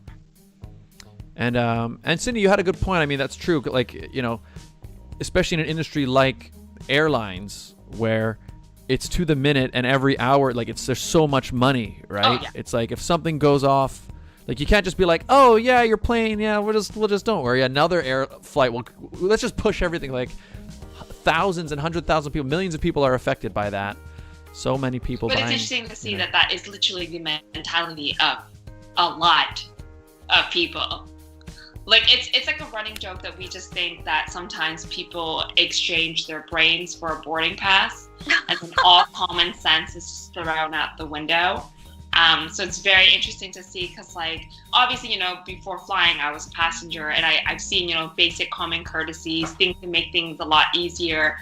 But just sometimes now being on the other side, being like certain entitlements that people have, as well as expectations because they went from one airline to another airline, and just like for me, it's just like little things, like when people order coffee, it'll just save me a lot of time if you just tell me how you take it. Like I know it's so stupid, so little, but like you don't go to Starbucks and Tim Hortons and not tell them what you want. You don't just go coffee.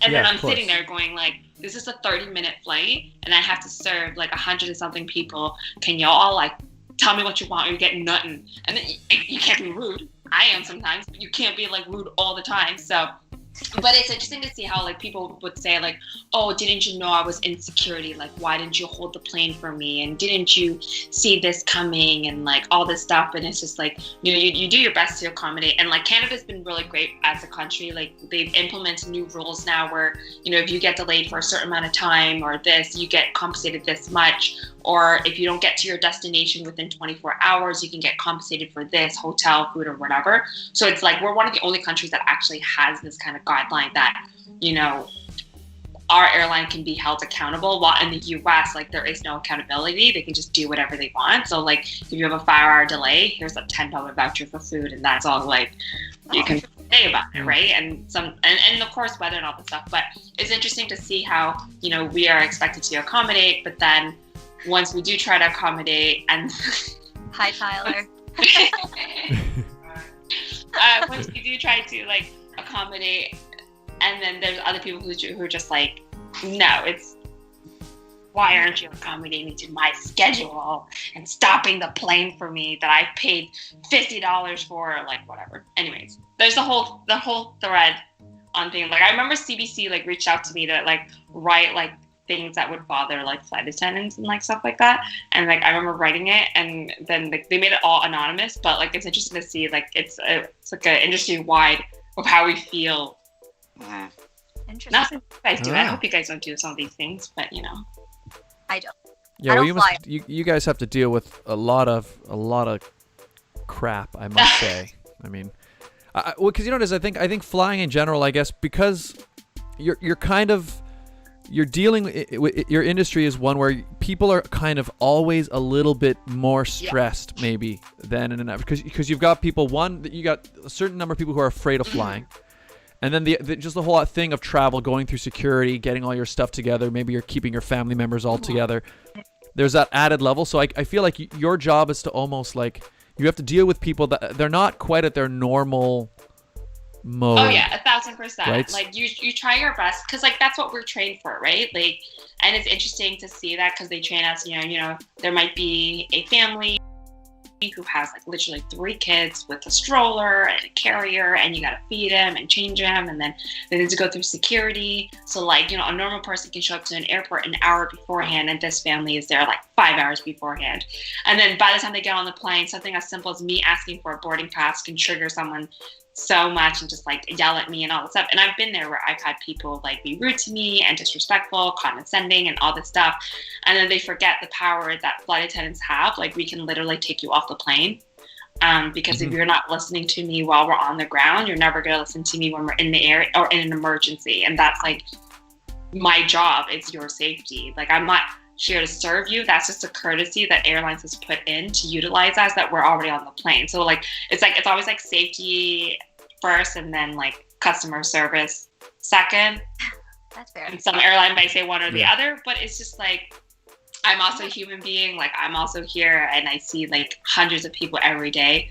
But it's like, even like the little things, like I've had people who know that it's like International Flight Attendants Day. So I appreciate when they bring like little gifts to be like, like, thanks, like, here's a gift card. Like, that's cool. I've worked almost every Christmas, and like, it's tough. Like, I've been where like, we have to legally have this many hours of rest every night. And I remember on like Christmas Eve, like the fire alarm went off in my building. I couldn't sleep. So legally I wasn't allowed to like work, because they're just like, if you only have 3 hours of sleep, this XYZ can happen, and we need to make sure you're alert and all that stuff. But then it's like, can you work? Because if you don't work, this many hundreds of people will miss out on their Christmas. So it's just like, it's just really tough. And then like, but it's nice to see when people do respect it and do appreciate it. And they're just like, I had my first Christmas, I had someone give each one of us $100 gift card to Tim Hortons as like a thank you for working for Christmas. And I'm just like, I really appreciate that, because, I have not seen my family or like done any of the like, I think I've missed almost every single holidays and like all that stuff. But it's nice to get people home. But I remember like, I think my last day flying, and I knew it was my last day flying. And I was just like, like, I'm glad we got you guys home. Like, it's been terrible sitting here in Thunder Bay for hours, but like, I'm glad to get everyone home. And as soon as I got home, I'm just like, watch it. Tomorrow will literally be like the whole airline closed out. And then it did. And I'm just sitting here and I'm like, well, I'm glad I grabbed all my stuff before I left the airport and like all the stuff. But it's nice to see. And like, I'm still flying like on a personal level. Like, I still fly to the States, and I come back and I quarantine for 14 days. So it's interesting to see. There was a medium before. There was a medium before of balance of how there's disrespectful people and then there's respectful people. But right now it's a huge mix. It's being like, how dare you make me wear a mask in a plane and all this dude. And then there's people who are very accommodating, that like, they know like this isn't a normal circumstance, and they're super nice about it. But there's still people asking for water and coffee and beer on a plane when there's no service because of a pandemic, and they don't want to be transferring and all this stuff. And people are like, what do you mean you're not giving me food and giving me beer, and like, I paid for this and all this stuff. So it's interesting to see that. But like a lot of the airports in Canada is very quiet, but the US is not so quiet. Like, they're quite still busy down there. So it's interesting to see that kind of the dynamics between two countries and how they take care of their country within this pandemic. It shows in the numbers. Yeah, that's the other thing. That's the other thing I was gonna point out as well, because like the pandemic probably made obviously flying way less, but also worse in that regard. But because that sort of level of extra stress, it's not just now on people who, when you get on a plane, it's kind of there all the time now. Like, you notice, even if you're in the grocery store and you're like shopping and you're like dealing and like navigating your way through, you can tell that there's still that level of, for me, going into the grocery store and buying stuff now, it used to just be a neutral, like, I wasn't thinking anything of it. I'm just grabbing my stuff, But now there's this extra level of every time you're out in public, where you have to be concerned. There's always this, okay, don't touch this, watch, wearing your mask, and then you see a person not wearing a mask, and so I don't know, everyone's a bit more on edge in general, I guess. So when you're out there, people try to bring your patience with you a little bit. Yeah. Because that's I've lost it, so now I just Uber groceries. I have no anymore. I just order my groceries in. That's it. Like, it's just, I went to IKEA recently, and it was just annoying that like someone didn't wear a mask, and they were like so mad that no one would help them. Ugh. And it's someone who's disabled, young, like 30s, late 30s, 40s, and like she's like, excuse me, why is no one helping me like take this down and all this stuff? And then everyone's like they want help, but they're just like, but you're not even wearing a mask. Like, I can't, like, I'm like, the fact that you're even in the store, like, just be happy to get in the store. Yeah, like obviously they probably said something and fought with someone and got into the store, but if you're gonna fight to get into the store, then don't expect other people to be like dropping everything to like want to touch. And then she was actually at the register in front of me, and they asked me, oh, do you want to go to that register? And I'm like, no. And I'm like, I would like to go to one where someone was wearing a mask, and they're like, well, don't worry, we disinfect it. And I'm like, she's still not wearing a mask. I don't want to use that register. I would like to use that. I'm like, it's not your fault. But it's not your fault. I'm just going to go to this register. But yeah. So there you go, people. Come on. We got to work together this is here. your part. We got to work together here. Yeah. So exactly. I have a question about, because there's no water, coffee, tea service, no service of any kind of plane. So, like, I remember, I don't fly super often, but if I'm remembering correctly, I wasn't able to take my own water bottle on the plane. Are people allowed to bring their own water bottle? Yeah, well, the thing is, you can't bring water bottles that already has water in it through security, right? You only have like 100 milliliters that you're allowed to take. But they closed almost all airports have closed their water fountains where you can't like drink out of it. But a lot of them still have the refillable bottles where it doesn't touch anything. You just put your bottle there and the waters can go in. So like you can like I always bring a completely empty water bottle, and I just use the refillable to go do it, because I think I've only been on two, like American and Air Canada and maybe Delta are the only airlines that actually gave people like, here's a little package of like, here's a water and here's cookies and here's some gloves and masks, like there you go. But other airlines, like I just went on another airline and they just gave you nothing, like just nothing. They make announcements, they go, make sure whatever you need is go buy your food, go buy your snacks, but we're not giving you anything. So now it's like through security, you still can't bring anything. You can still bring food and all that stuff, but liquids wise, you just have to do it once you're past security and bring it onto the plane. But it's really interesting because I think people sometimes depend on liquid courage to be able to help with their flight. But a lot of bars aren't open, a lot of restaurants aren't open in the airport, and planes doesn't offer it either. Is that your liquid courage, Scott, to get through this episode? That's right. I needed to get through. Actually, now it tastes. I think this is mainly maple syrup now because I think it sunk to the bottom. Oh, so yeah. Just take it like a shot. Just do it. Right? Yeah. No, I was thinking what I'll do is I'll just use it. I'll use it for like the next drink. Oh yeah, Scotty. Yeah, 2 shots of hot in there. Yeah. Garson, next time you're on the show, can you show us how to make new drinks? Since I missed it. Absolutely. Yeah, that's good. And then I mean, you also have add a look at what I'm sitting beside right now. Non-alcoholic options like mocktail. Yeah, you should do a mocktail. Oh, that's a good idea. Yeah, that's a nice idea. I like that. Because I've noticed that a lot. Like, there's been a huge issues with like weddings and stuff where people would go to weddings and then there's always, okay, bye, please. Like, oh, I disappeared. But like, yeah, at weddings, like there'll be all these amazing ideas for like alcoholic drinks and everything, and then like I would be like, oh, like any cool mocktails you do, and then they'll be like, oh, here's orange juice, or here's like cranberry juice, and like here's Sprite or juice box or whatever. So if you can come with some cool like mocktail ideas, like. Are you trying to tell me something, Sindy, for when you come to my wedding to have mocktails for you? Are you having children at your wedding too? No. Thank God. But you should still have mocktails. I think children should be at weddings. And I love kids. Sorry, Athena, you can't go to one. What do you mean? Athena's not a child. I wouldn't call Athena a child. Well, no, for some weddings, like for some events, if you're 18 and under, you're considered a child. Yes. Oh. Yeah. I mean, I think I feel like the concern is more like you don't want like toddlers like running under the tables and screaming and stuff. I don't think Athena, you wouldn't do that. I might, but you never know. I mean, it depends on the mood. Never know. True. Do you have fun at weddings? Like as a teen, is that fun to you? Okay. Yeah. I mean, it's a people, you know? Yeah. Because I've been to weddings where like they'll Yeah. have kids, and it's like I feel bad for the bride and groom because it's like, why is it your responsibility to like have to invite someone else's kids when any other special event that you do, if you had a party at your home or a New Year's party and you said it's an adult party, like you're not going to bring your 2-year-old child or like all this stuff. Yeah. But then some kids don't even like weddings. They're just so bored. They're just sitting there and they're like, are they done talking or is there more speeches? Like, what is this? And they just want to eat and go. So like, I think it's best for everyone to just let's normalize not inviting children to weddings. The only kids. Yeah. Although to coming be honest, to our like, wedding- sorry. The Say, only Regine? kids coming to our weddings are like if you're the flower girl or the ring bearer. Other than that, sorry, if you're watching and you think you're bringing your kids to our wedding. Did you see that like once there was a thing on Facebook that someone wrote like their RSVP was like one at like themselves, like literally the RSVP was specifically for that person. They decided to go one and add like 40 something other people. And then like go, oh, it's this many people, this many adults, this many children. We also want this chicken steak. Like they listed everything for all 46 people. Like that was their RSVP back.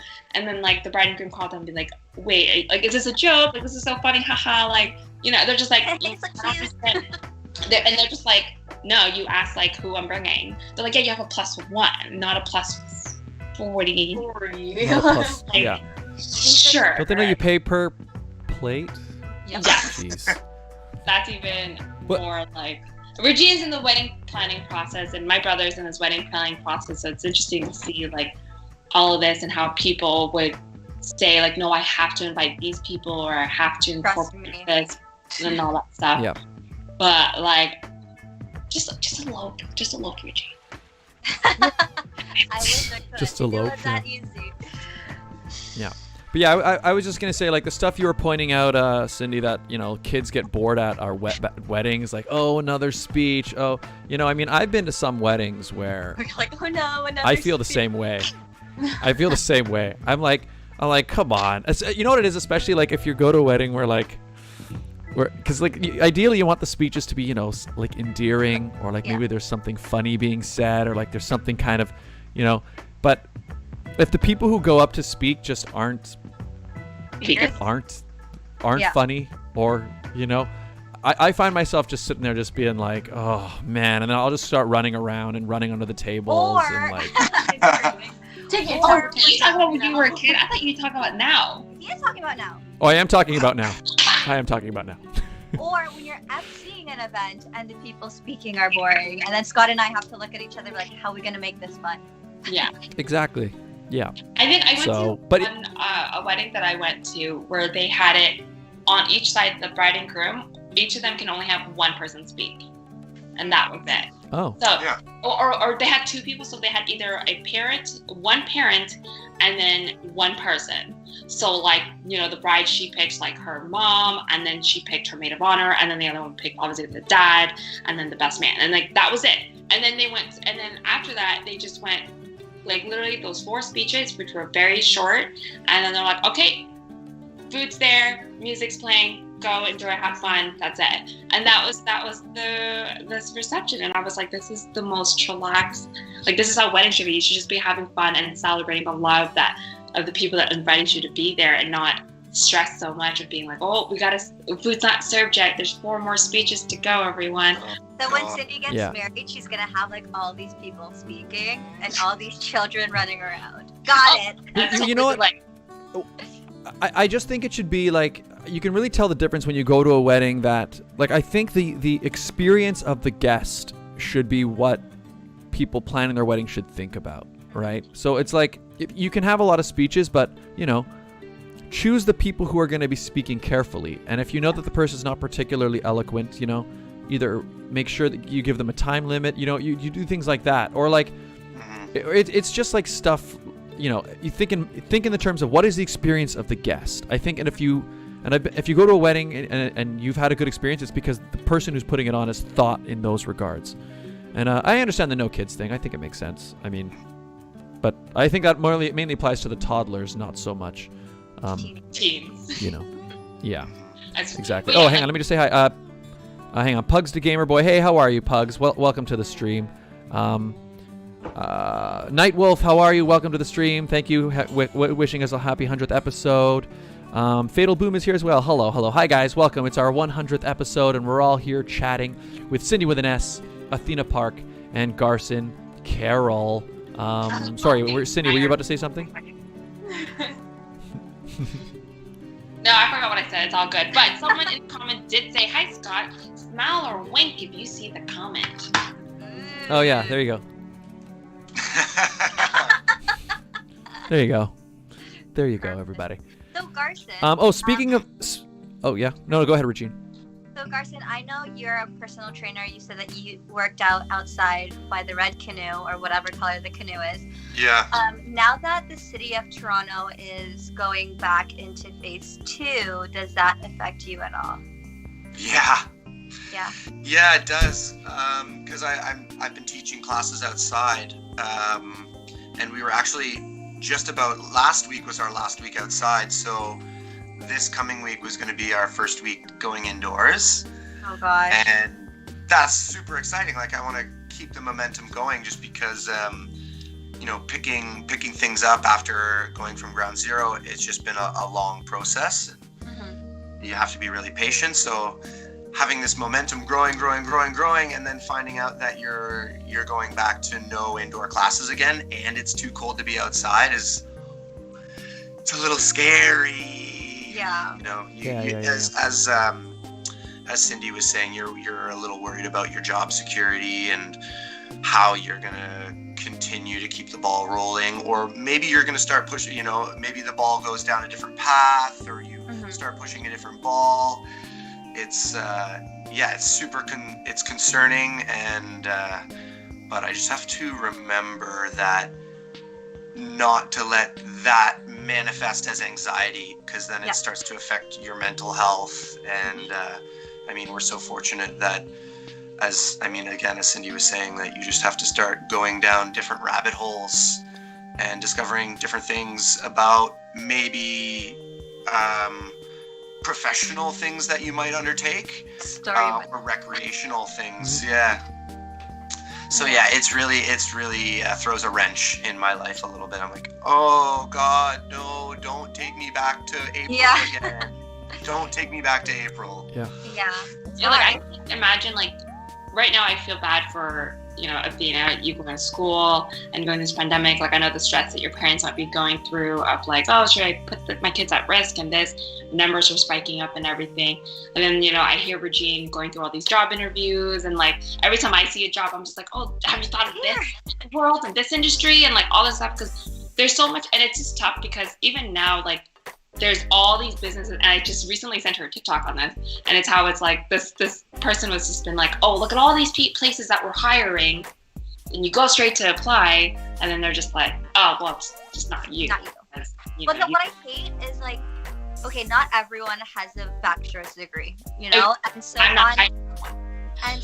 neither do I. And so if you go on Indeed and you apply for a job, it will specifically say minimum education is a bachelor's degree.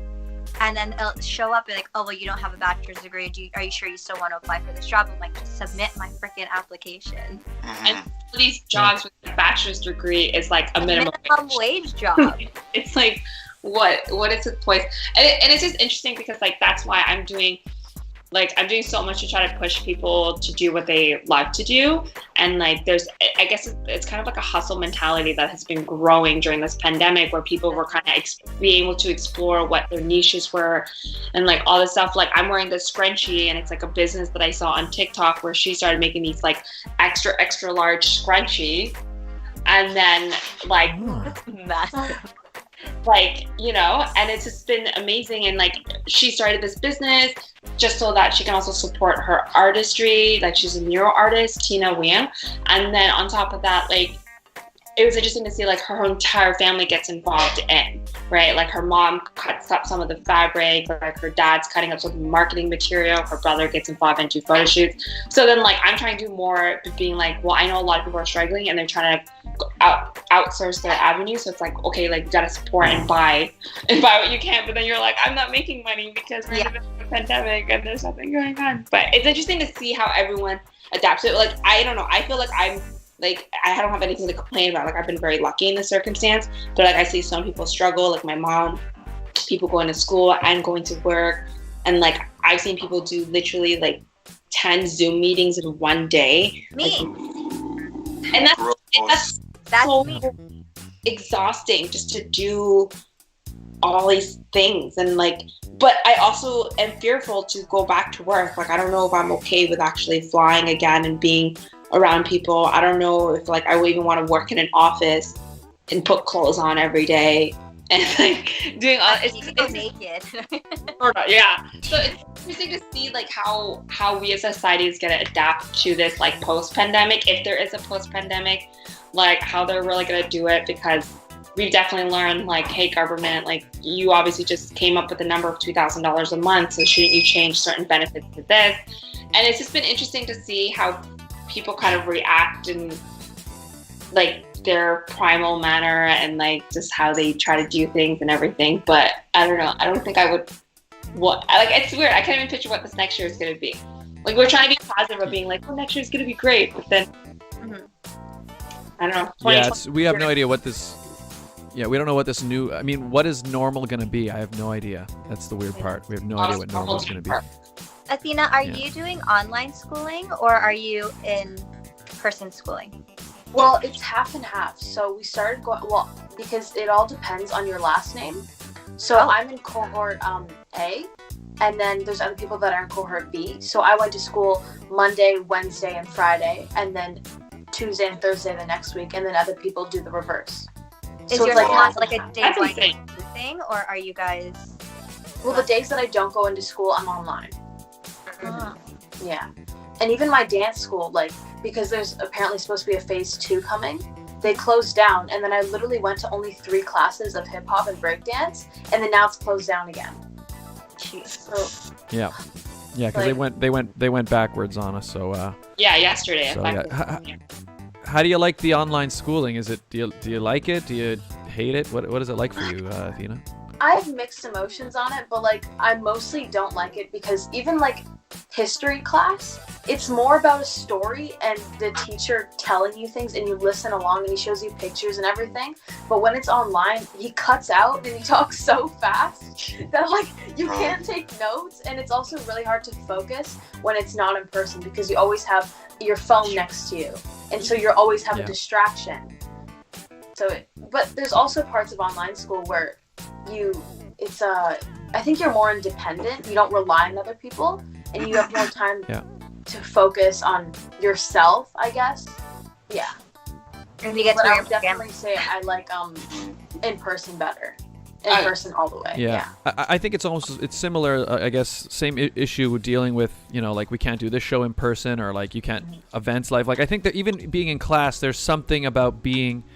Like I imagine the way a teacher is going to teach a class when they know that there's the atmosphere in the room of their students and they can follow the flow and people can ask questions. That's not going to be the same when you're dealing with camera. What about so I know you said you've been doing a lot of self-tape auditions as well. How have you found that transition? Do you prefer the self-tape, or do you like going into the room and actually speaking to somebody? Well, I always prefer like in the room and stuff, but I think you get in the end a better take. Because you can do it as many times as you want. You can watch it back and you can be like, ugh, I didn't like that 1 second that I did. So you redo the whole thing and you end up getting like a 110% take out of you. But if you went in the room, you only get 1 or 2 chances to do it. So I think you have a way better chance of getting the role when you do a self-tape. Yeah. Makes sense. Have you had to do any... Because I know for me, I've had to do it's all self-tape auditions, but a couple of the callbacks have been like live Zoom auditions. Have you had to do any actual auditions over Zoom where the casting director is like speaking to you live? Well, I did one callback, and I actually went to this building, and it was like an appointment. So there was only one person that was like the camera, and I just signed in. It was so dead. Like I've been in that building before, like pre-pandemic, and it's usually so busy and so chaotic. But it was so weird just to see this like one studio with like 2 people, me and this one other person, the cameraman. So I was like, it was kind of awkward. Yeah. Yeah, it's weird. Like I don't know if you guys have been to a movie theater or not. I went to see a movie, and I purposely bought my I wanted to see Tenet, the Christopher Nolan movie, and so I purposely bought my ticket at like 2:00 in the afternoon on a Thursday. And it was so weird walking into this giant movie theater. You walk into the lobby and there was no one there. I go to the concession stand. I was the only person buying concessions. So I'm just walking through this huge lobby and it's empty. And I think the whole theater had 6 people in it. I don't know if you guys have been to any movies or anything like that, but it's weird. No, I haven't. I was scared to go. Drive-in, like that's something that I went Oh. to recently. Tried How was that? it, but it was like my first time ever going to a drive-in, and like our car didn't really like the radio, and like I thought that if you download a radio app, like it would work now. So then we just left. So that was it for my drive-in experience. But like my brother did go to like a movie theater, and it's interesting because like you can buy the tickets like on your phone and stuff too, and it tells you like only these seats or where you're allowed to sit. So my brother's like, so we're gonna buy tickets here, but then you would have to buy tickets like here. So I'm like, oh, I'm about to just go to the movies by myself. Then I don't need y'all like or anything like that. But it's interesting to see like because I'm currently out of isolation.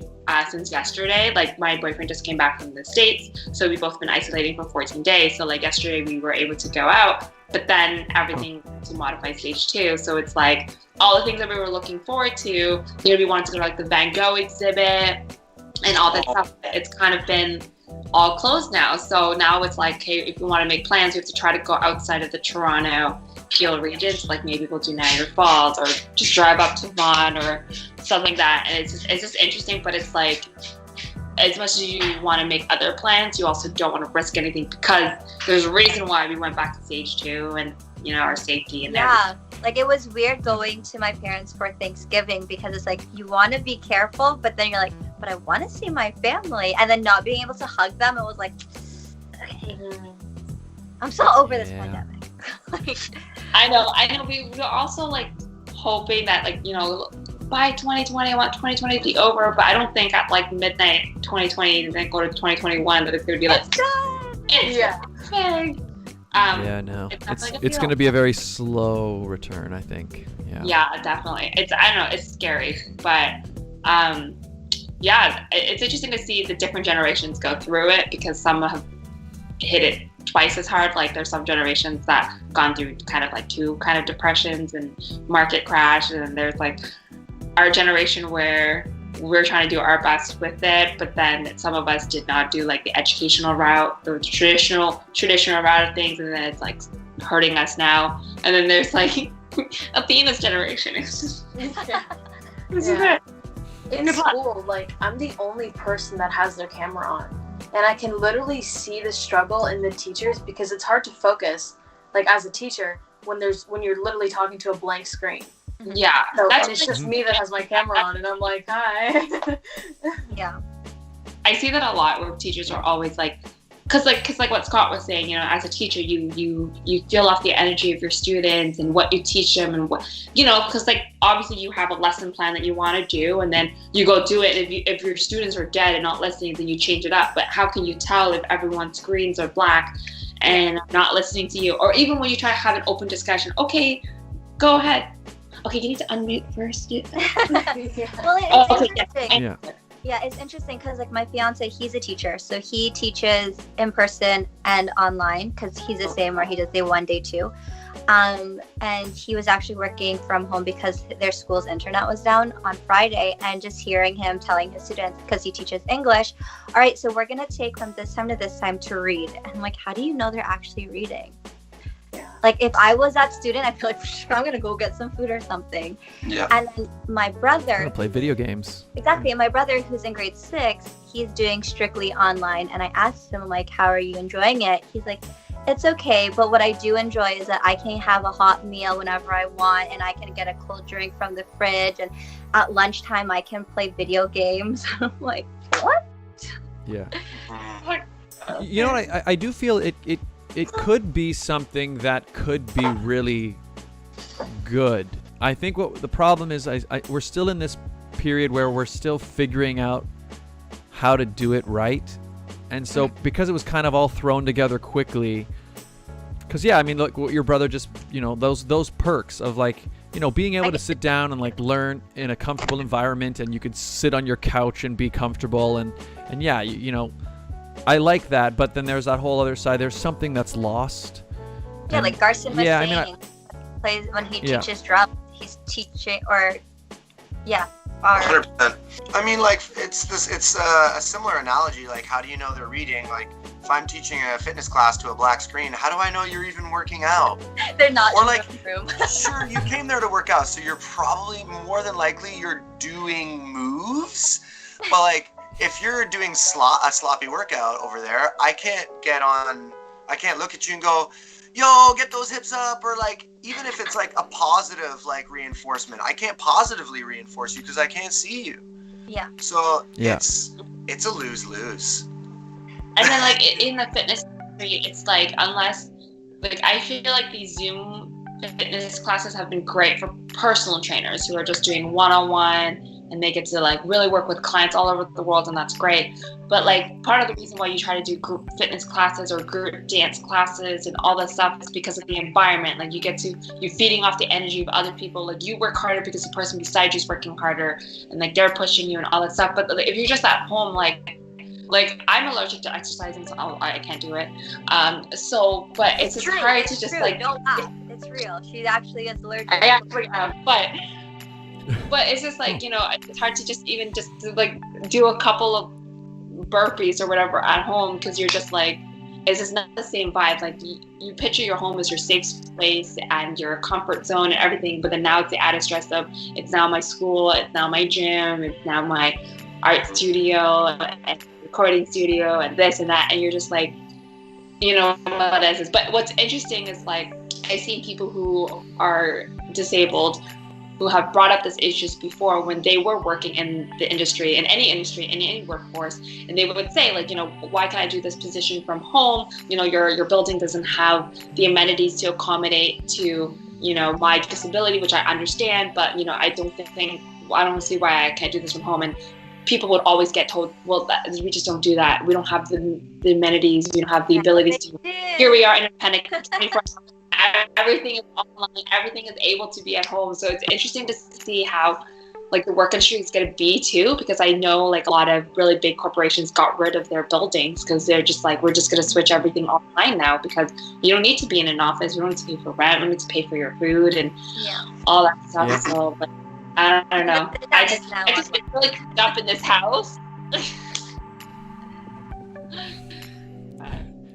Yeah, that's the thing. Yeah, you're right. A lot of companies are getting rid of their buildings. That's I mean, normal is not going to be normal.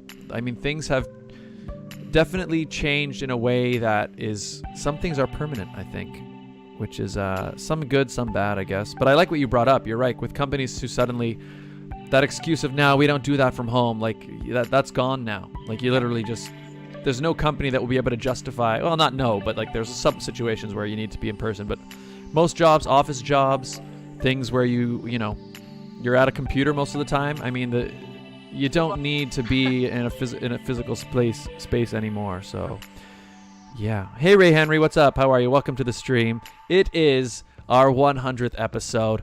We're here, people. And oh geez, it's already been 2 hours, eh? Should we do our draw soon? Let's do the draw. Yeah, okay. Yeah, let's do a draw. Let's do a raffle. I like that.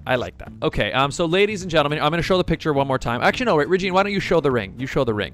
All right, guys. That's better. The ring. Ladies and gentlemen, somebody is winning this beautiful, shiny, 14-karat white gold diamond ring. Look at that beauty. Look at that shimmer. Look at that shine. Truly, no thing has sparkled as sparkly as that sparkly thing. All right, are we gonna do this? Yeah, so ladies and gentlemen, this is courtesy of Jewellery Forever. And Regine's got a bucket of draws of what do you call it? Of people Names? of names, entrance names.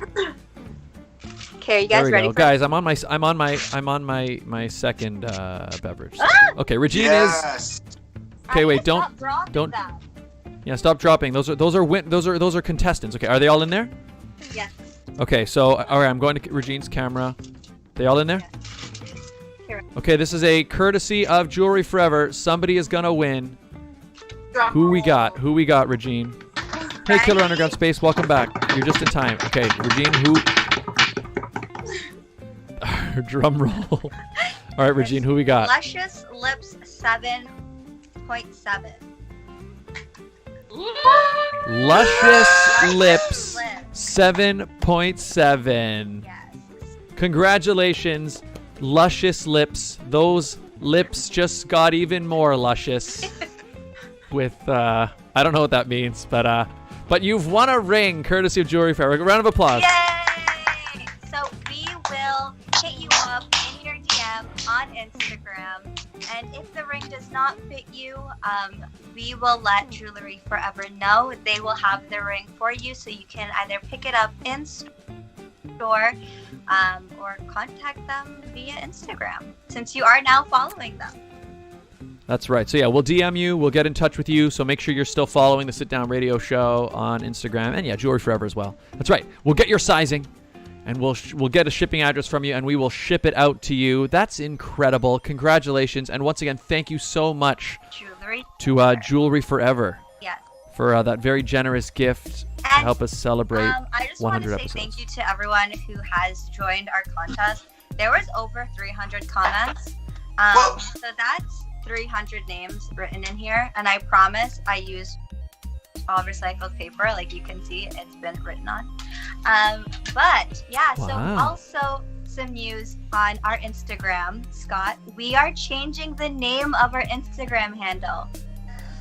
Oh, yeah, that's right. So that's right, because our Instagram has been the Sit Down Radio Show from the beginning. Although what's weird is, I mean, when we first started, we were with Crosswave Radio, which was online radio. Yeah. It wasn't really radio, but it was kind of a radio show. But even then, I mean, it was really mainly video. So like the show has never really been a radio show. We decided to change it. Yes. So what are we changing it to? The Sit Down Podcast. The Sit Down Podcast. Which I think more Clearly, suits Scott what it doesn't is. handle media and doesn't know what his handles are. Come on, Scott. No, I don't. Regine is much better at it than I am, and but yeah, I think it makes more sense. I mean, what's funny is even podcasts, although I think that's evolving, but podcasts used to be mainly audio as well. This show, we are on Spotify, so you can listen, and some of you who are listening, hey, hi, thanks for tuning in. But the full experience, the live experience, it's a video, it's audio on YouTube or Twitch or D Live. Video show. I think The Sit Down Video Show. Yeah. It's taken. I think the Sit Down Taken. Yeah. Who is So- this? My phone's dead. I can't look to see who is the Sit Down. I'll try it. That's the new handle next week. Do like either Yeah. like the sit down or do like a period at before the word the or the period dot official. But like I feel like because like the sit down has grown so much from like an in-person experience, your studio to virtual and all this, and then now you're saying like there's people who are just Hi. Yeah. Happy birthday! Yay! I don't. Hey, and it's a Canada Galaxy mug too. Cool. It is. It Oh is. yeah. No, but what was it? Yeah, because like I feel like, especially when people try to tag you and things, like, oh, I'm gonna be on at the sit down, and it's just nice to say like, because it's so versatile. I feel like if you can try to get that, it's so versatile. People can tag it in any other way. But when you say radio show, and then people just go, "Where's the radio?" If you say podcast, like, "Oh well, do I have to get Apple Podcasts and Spotify and all that stuff?" But it's so versatile. I feel like it's just Yeah. yeah, That's a good point. I think like, if you can try to put a period somewhere, whether it's at the end of down or before the, like maybe you can just get that. But like, you're so much more than just a video and just a podcast and just a radio show. I feel like you guys do so much, and I feel like that's the brand. That's the brand, is the sit down. You know, whether or not Scott's name in it, but it's still the sit down, and I think that should definitely be utilized. Yep. Yeah, because the reason it's if we can get it, Regine, we'll do some investigating. We'll do some investigating and see what we can find. Because you know what the thing is, I think there are other shows called The Sit Down. And like that's why ours specifically, the full name of the show is The Rhyme. It's The Sit Down with Scott Dion Brown. But that's too long for it's too long to be a handle. Yeah. Like, it's just too long. So anyway, we're gonna change it because it's like I said, it's never been a radio show. It's not a radio show. Could you go like an acronym like the TSD with SDB? DB? It's still kind of rhymey. It literally sounds like a school board. Yeah, that's true. Weird. TSD with SDB. It's kind of fun, actually. But we'll see. Anyway, it is changing. It is changing. Oh, a person of existence. Hi, welcome to the show. Welcome to the show. It's our 100th episode, everybody. Yes, and Jewellery Forever is still live. Jewellery Forever is here. And he says, congratulations to our winner. Congratulations to our winner. Who's the winner again? Luscious Lips. 7.7. Luscious Lips 7.7. You got a ring. We put a ring on it.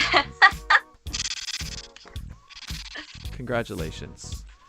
I don't know. How are you guys feeling? I mean, we're over 2 hours now. Do you think we should maybe start wrapping things up? You can do whatever you want. That's true. Well, did you guys hear that we were speaking about the airline industry earlier, but did you guys hear that somebody sighted a UFO north of Toronto? Did you No. I'm just kidding. UFOs are real. Anyway, so wait, did they really? What did it look like? Is there videos of it? Well, apparently there is a video. There's a video of it. It looks like a diamond-shaped object floating around, and they claim it was just in North Toronto. Was it the ring? Was the ring floating around? Probably. That's probably what it was. It was so shiny. That they were seeing it from the sky. Do you guys believe in UFOs? Yeah. It is real. Like, that's all I'm saying, that this pandemic has gone so, like, that the government already released footage of UFOs back in April and May, and no one even blinked an eye about it. They confirmed that aliens are real. They confirmed UFO sightings. Area 51 released stuff. Who cares? We got killer bees in a pandemic, so UFOs is just not. Yeah, that's a good point. Because for the longest time, they're like, oh, we can't tell people because they won't be able to handle the shock. But I feel like now, would anything shock us anymore? No. I mean, it's like, oh yeah, there's so many things that we're seeing. It's just like I don't think so. What about you, Athena? Do you believe in UFOs? Well, I feel like I'm that kind of person. Well, it depends on what it is, but I feel like I'm that kind of person that has to believe something when they see it, you know? Like, I can only believe something if I actually see a UFO for myself. Because even if I see a UFO, like, on a video, I'll be like, oh, somebody could have photoshopped that or, like, edited that, you know? That's true. Yeah. That's true, too, because knowing what we know about, how we can edit everything and you can manipulate video so well. That's true. I think it's definitely good to keep a healthy skepticism about everything. Me personally, I think it's definitely possible. The universe seems too large. That's we're the only living thing. But the galaxy, everybody, the galaxy. Garson, are you a believer? I'm in the same boat as you. Like, it seems like logically that if the universe is so large, there's got to be something else alive out there. But I'm also in the same camp as Athena, where like I want to see it to say like, okay, that's happening. Same. So when I see videos and pictures and stuff like that, I'm like, cool, that's pretty convincing. But like, if you were to ask me to like sign your alien petition based on that picture, no go. Yeah. Yeah, that's a good point. And also, like, there's never, like, every video, even this one from the North Toronto video, like, yeah, maybe that's a diamond-shaped thing floating, or maybe that's, like, the traffic light, But Scott, you out put of a video focus. trailer called Space Age, and you made it look so real. So anything is really possible. Yeah. Well, that was real. That was Was real. I didn't really? have to. Yeah, those are real spaceships in that one. Garson's in that. Garson's flying a ship in that. I was in the real ship. Trailer. Yeah, that was a real ship. So I believe because I've seen it myself. I've been on a spaceship myself many times. Anyway, so yeah, apparently somebody saw one north of Toronto. Actually, I think I read in that same article, UFO sightings have gone up since the pandemic started, and part of me feels like I just think as more people are just bored and at home, so they're just looking for I something. feel like I think like, aliens exist and UFO exists for sure. There's no possible way that we're the only living species. I can't even talk because my S's today. In the entire world, like our galaxy, our world is so massive. Like we are such a tiny little thing in this universe. So it's like we can be so tiny that like the aliens just don't bother with us because we're just so insignificant to them that they're just like, yeah, like, and it was just, then that's the thing.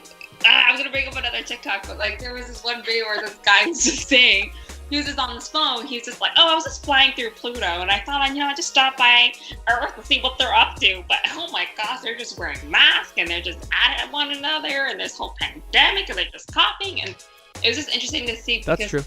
I feel like it is true. I feel like maybe we're just not that important for the rest of this whole world, universe, for them to bother with Earth. They're just like, Earth is just destroying themselves anyway, let them be. We just gotta focus on our thing, and we're so massive because there's this also video, like other stuff that I've seen where like we've actually there's really no pictures out there that shows you to scale of what the Earth and the solar system is compared to one another. We've always seen it as like linear, and then it's like, oh, it's this big and this big, but like we're so far apart from like every other planet and like Earth and like the and the sun and the moon, and where it is, we're just this tiny little like marble.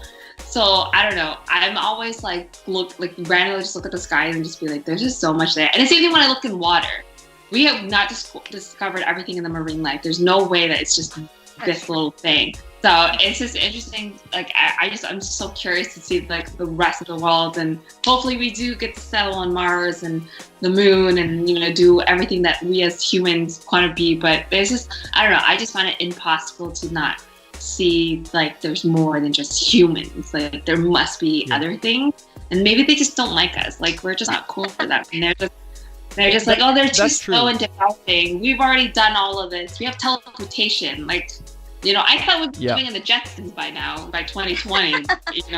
I literally wrote that in my grade 5 time capsule. In 2020, we'll be having hovering cars and teleporting like the Jetsons. Yeah, we're not quite. We're still short of those ones. Actually, you know what? I'm scared of teleport. Like seeing how driving is now. Like, can you imagine flying cars? Can you imagine people driving flying cars? We would just be done. Like we would just that would be it. It's like, oh, I'm gonna get on my flying car and I'm just gonna go die now because there's no way. It's like planes are autopilot. Like once the planes are up in the air, like the government kind of like controls. There's a whole industry that does and controls where the planes goes, and like it's monitored. So I feel like it would probably be like. Like when you think about like when you use Google Maps or Waze, right? They're very smart where if they realize that a lot of people are going on like the Gardner, then they'll try to push people to go on Lakeshore, so they'll like divert it. So I feel like if we had flying cars and we use Google Maps, like it'll probably be like take this route towards this cloud and like just like tell you where to go. I don't feel like I don't feel. I mean, yeah, there could be a technological solution to that. Like control. My concern is let people just fly in the air, like flying cars. Like they'll just be like they don't let planes do it, so they'll just be like, okay, planes, make sure you're always at 22,000 feet, and then cars, you don't go above like 6,000. But yeah, I can see that. And then, but the other thing you said, Sindy, that you're right about is we can't really, I think, in our minds fathom how big the universe, even the solar system, actually is. And then a person of existence here just says, according to theory I heard in a science documentary, there are infinite universes, and anything that you make up with your imagination exists in at least one faraway universe. So there's that as well. So it's even bigger than we can even fathom. Actually, remember Regine, when we were a few episodes ago in the old studio, or or actually no, the current studio, but not the Skype studio. We had an episode where we watched a little bit of this BBC thing where the robot, like they made it like a robotic monkey, and they put a camera in its eye, and then they use it to like spy on monkeys. So maybe the aliens have robotic humans, and that's like maybe they're here, but they. What Pugs the Gamer Boy said? What? What do you say? He said Karens are aliens because they don't understand our rules. So maybe Karens are the aliens. Maybe there you in go. disguise.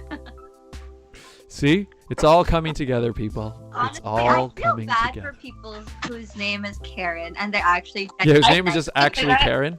No one has been named Karen in a very long time, so that name is going to expire very, very soon. Yeah, like you've got to think, especially now, right? Any person who has a baby right now, they're unlikely to choose that name, right? Probably. Well, have you ever met a Karen that was nice? Yes. No. I have too, actually. Yes, I have. Do you know So, Karen? My phone but is I have to get a charger. I'll be back. Okay, sounds. okay, sounds good. I mean, yeah, we should probably. I mean, should we? Well, where are we at? 2 hours and 15 minutes now. It's pretty good. Pretty long episode, guys. This is pretty great. Maybe we should start. Let's start to take this plane, and we're starting to land it here. We're starting to land it. She ran and got her charger. Yeah, she's getting her charger. My phone's already charging. So my phone's nice. already done. I was trying to like catch up on the sit down on YouTube at the same time I was watching you guys to be like, okay, what's going on with the comments? It's funny because I use my phone for the call and then I use my laptop to watch. Maybe I should switch it. Yeah. But I like the camera on my phone better because my laptop is so old. Yeah, so the camera, the phone camera is probably a better quality one. Yeah. Apple is going to be releasing their new stuff, so I'm excited to see what their new phone or the 12s and all that stuff. I'm like pro Apple. I am one of those people who has Apple everything. So I'm really excited because I think the biggest thing is just the camera. And like, even though I bought a whole new proper camera, but I'm excited to see what it's gone and the new iOS 15 updates, even though it kind of looks like Android users. It's just like, I'm just excited for. I feel like I got more excited for things now than before. Like I'm just like, oh, new things, because before I just was so busy to just realize, oh yeah, this date is happening. Like I'm actually even like watching the debate. Like I'm actually excited to watch the presidential debate. Fly around.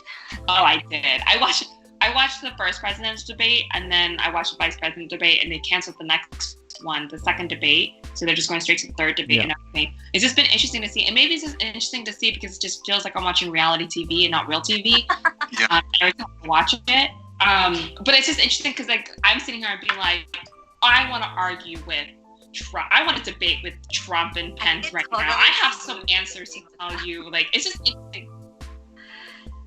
Have any of you guys watched the debates? I watched the first one, the presidential one. I watched some clips of it, like the memes and stuff. Yeah. Honestly, I almost feel like the memes are all that it was good for. Like for me, it was so light on anything substantive. Like they didn't really talk policy. They didn't like. It was kind of just two guys just. Like if I saw that same argument in like a bar, I would have not been surprised. It was just very whatever. I mean, it was fine. Oh yeah, it was garbage. It was terrible. Actual it was garbage. Yeah. I just felt like reality I was TV two students is a good way to describe it. Bicker at each other and being like, no, I told you this. Is that how your friends fight? Actually, yeah, probably. But I would say that your friends are way more mature than those two. Yes. Yeah. For me, it was great to see like a female politician on the screen, to see that. But something that I've noticed, and like I brought it up to my boyfriend and everything. I was like, did you notice that when it comes to male politicians, we've always referred to them by their last name out of respect. We always say Trump, we always say Pence, we always say Obama. But when it's a female, it's always their first name. It's always Hillary and Camilla. We've never given that respect to call them by their last name. The only female politician that I could agree to not using their last name is Hillary, because of Clinton and all that stuff. So I understand that. But like, you see it all the time where people be like, oh yeah, Camilla, Trump said this, and it's just like, wait, why are you on a first name basis with her? Like, who are you to be first name basis with this? Like, you know, we grow up with schools and, you know, all of our teachers and professors and doctors and officers, like, we've always referred to them by last name out of respect. But then for some reason, as a politician, one of the highest levels of respect out there, if you're a woman, you would have to refer to them by their first name. And that's just been interesting to see, like, all the dynamics that you can see, or like, you know, her being constantly interrupted and all this stuff. And it's just like, that's what we as women experience a lot, is, you know, constant interruptions with every career that I've been in. I've been in like group discussions where I'm trying to explain to people and I get like mansplained or interrupted, and I'm like, I literally just said that, but like, you know, so it's nice because like, I think the biggest meme that came out of her was her telling him like, I'm speaking, like I am speaking. And I feel like that has given a lot of power to women to now be able to say those same words when they get now interrupted, but like, I'm speaking. And now there's extra like double powerful meaning to it. So to me, like, I feel like I just kind of want to watch it to see how they treat a female politician, because like, it is going to be history if we have a female vice president in the US. Like, you know, obviously we wish we had a female president and all this, but it's been interesting to see like how people kind of react to that and like how they've been seeing it. But the vice president debate was much more presidential. For sure. And like, I'm not even American, so it's just interesting to kind of just watch it and see it, and see their opinions on like their policies and all that. And I'm like, maybe I should be more involved in the Canadian politics and like what's going on with our election. Yeah, it's pretty quiet right now in Canada anyway at the moment. It's pretty quiet at the moment. I'm like, do you even have an election coming up? I don't know anything about Canada politics. No. Like, I had an interview with... Sorry, go ahead. Yeah, go ahead, Regine. I was gonna say, I had an interview with a company, and it was for a politician, like a role that deals with a politician. And the girl's like, "Do you know who our prime minister is?" And I'm like, "Yeah." "Do you know what party he's from?" I'm like, "Yeah." "Do you know what they?" No. I'm like, sorry, I don't. Yeah, I don't think there's much appetite for an election at this time, anyways. But so yeah, I mean, the U.S. one is definitely, well, it's happening right now, and it's more entertaining, which I don't think politics should be, but it is more entertaining, for better or for worse. I really have to use the washroom. I'm sorry, I had 2 of these. I'll be right back. Give me 1 minute. Yeah, Regine, take over. Regine, take over. He had 2 drinks? Yeah. Oh my goodness. Yeah, he refilled it because it was so maple syrupy. It was so sweet that he ended up like, oh my goodness, topping it up and all that stuff. But I don't know. I feel like we are 100 episodes, you guys. No, it's been good. You guys have done so much within your 100 episodes. Like, it's nice to see the variety, because like, you know, you can kind of see the pattern at the beginning when the show started. You guys had like the same type of guests and the same kind of this. So it's nice that you kind of starting to outbranch and getting a lot more people involved in everything. So, you know, from a guest and a viewer perspective, it's nice to see you all grow. You've done so much, and it's been so good. I'm very happy to be here, and We're happy that you guys are here. And Garson, you being the most guested guest, how has it been seeing from day 1 to day 100? It's amazing, actually. And I was talking to my girlfriend a bit about this today, because she just asked like a super, super like real question. She was like, so like, what radio show are you on? And then I was trying to explain like how it's a radio show, and I realized it's not a radio show anymore. Yeah. And then I was thinking back to us being in the studio. I'm like, yeah, like it used to be like a radio show. And then Scott was kind of giving us a little history of like what it was like to be at, was it Crosswave? Yep. You know, being at Crosswave, and you know how there was always just a really large video component of it, and moving from like Crosswave was super fun because you got that experience of going into the studio and sitting in the room like basically in a circle with all these fancy mics and buddies at the mixing board, all the like TVs, pushing all the buttons, like scrollers, like there's a lot of action going on. It's exciting, and it's a cool environment to be in. But when you moved to the new studio, that was a huge, I mean, it's amazing in different ways. Like for the ways that you guys said before, you can have you can more easily accommodate a live performance there, and that's a huge. That's a big entertaining component of the show. Like when I've watched previous shows and watched artists do a performance, that part of the show is extremely captivating. You are never taking a pee or refilling your water glass during those moments. Oh no, I am. But well, yes, yeah, that's your time. That's your time. Keep that time. But like those moments at the new studio are like really valuable and beautiful. And now doing the Skype thing, listening to Sindy make light of the fact that you guys are having international guests on the show, the transformation is like, the evolution is so grand. And just coming from Crosswave and being here now, I'm like, it's amazing, all the changes that have happened. Yeah, congratulations to you guys. You've really killing it. Yay. Thanks. And Athena, you went from day 1 to, I know we had you in the show somewhere in the middle, and then now day 100. How have you seen your experiences with the sit down? Well, I definitely I want to see you guys in person, obviously, and having like the mic and like the headphones and just like the experience being there is awesome. But this is just as good. I get to talk to you guys. Yeah, it was so fun being on the show. Yeah, we definitely want to have you on the show. Able to get you on here.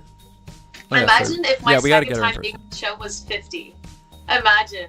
I wonder. I'm gonna go back and see when you were on the show last, and then let you know. Yeah. That's so great. In fact, was she on when I wasn't there one of the times?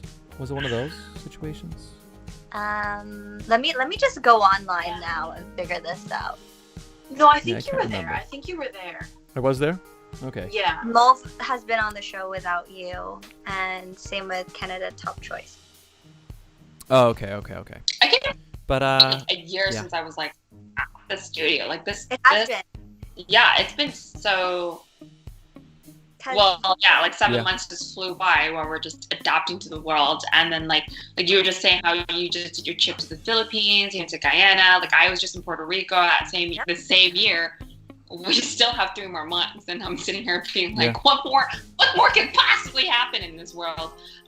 So it's just like. Yeah, no, we had Sindy on our birthday episode, so our birthday's coming up. That's right, yeah, because she brought us cupcakes. Cupcakes, and we did a whole show. Yeah, because we shopped at My Loblaws, and we were so excited about the bakery, and like we had the conversation about jack-o'-lanterns and Halloween, and like, gosh, all the holidays this year has just been thrown out the window. I'm not even I forgot that Halloween was happening. Like I literally just forgot. Yep. We're gonna have to do a Halloween themed episode, Regine. Yes, I want to dress up. I missed last year's Halloween because I was at Sweet Darling Divas. Oh, that's right. I dressed as John Lennon. I was John Lennon. I just like the next day with the top price chocolates. Yes. Yeah. I like that for everyone. So after it's like February 15th, I go get all my heart-shaped chocolate. Right after Easter, I go get all my little eggs for like 20 cents. Love that. It's like the only time where you can go into Shoppers and like see stuff that's like less than $1 for sale. Like you never, because nothing's ever less than $1 in those stores. But then you can see like 73 cents. I'm like, yeah, give me those eggs. Give me those. Scott, where you haven't been lately is the dollar store to decorate your studio. Like Dollarama? Yeah, that's true. Yeah, every special that we have, there's decorations from the dollar store. We'd always throw stuff up on the walls, and that's why I hardly had anything. I just had what I have here. Actually, I do have some balloons, but I didn't have time to blow them up. You can use them for the birthday. There. Yeah, save for the birthday episode. Save it for our birthday. Stop it. Oh my god, he's gonna blow it up and it's gonna pop. There it goes. Don't struggle. Yay! Bigger. There we go. Bigger. And then it's gonna pop right into the microphone. More air. It won't go any bigger than that. There we go. We got one balloon, people. Yay. We got one balloon. Woo! And this as well. I'm seriously looking for when Athena was on our show last. There you go. Anyway. Wow, Scott. So Pugs the Gamer Boy says, "Yay, balloon!" we got balloons. We got noisemakers. We got old fashions, maple old fashions. What did you drink, Garson? What did you make? When I was on the show? No, I mean, like, did you make one now, or did you not make one? No, I didn't make one. You did yours so okay. fast. I was like, well, I cheers. I did whip it together. His drink. Yeah. Should we have a cheers now? Here, I'll cheers you. I mean, okay, it's, cheers, it's 1:30. You might as well. It's not the morning anymore. Yeah, we're good. Okay. Okay, give it one All sec. right. Give it one sec. Give it one Yeah, sec. yeah. Athena, water at least. Did you get something to drink? I have my. Oh yeah, Taylor my Brown there cold coffee, says Pim's. It was a Pim's cup. Pim's cup. Yeah, we talked about that earlier. It was a Pim's cup he made. There we go. Oh, ooh, he's doing a shot. I did a Sazerac. Are you actually just Oh taking a yeah. break? Cheers. Oh, all right, ready? Cheers, bud. Cheers, dude. Cheers. 100. Oh, she get my air. Y'all. Get my air. Get your air. Get your air, Athena. There you go. Cheers again. Cheers. Cheers.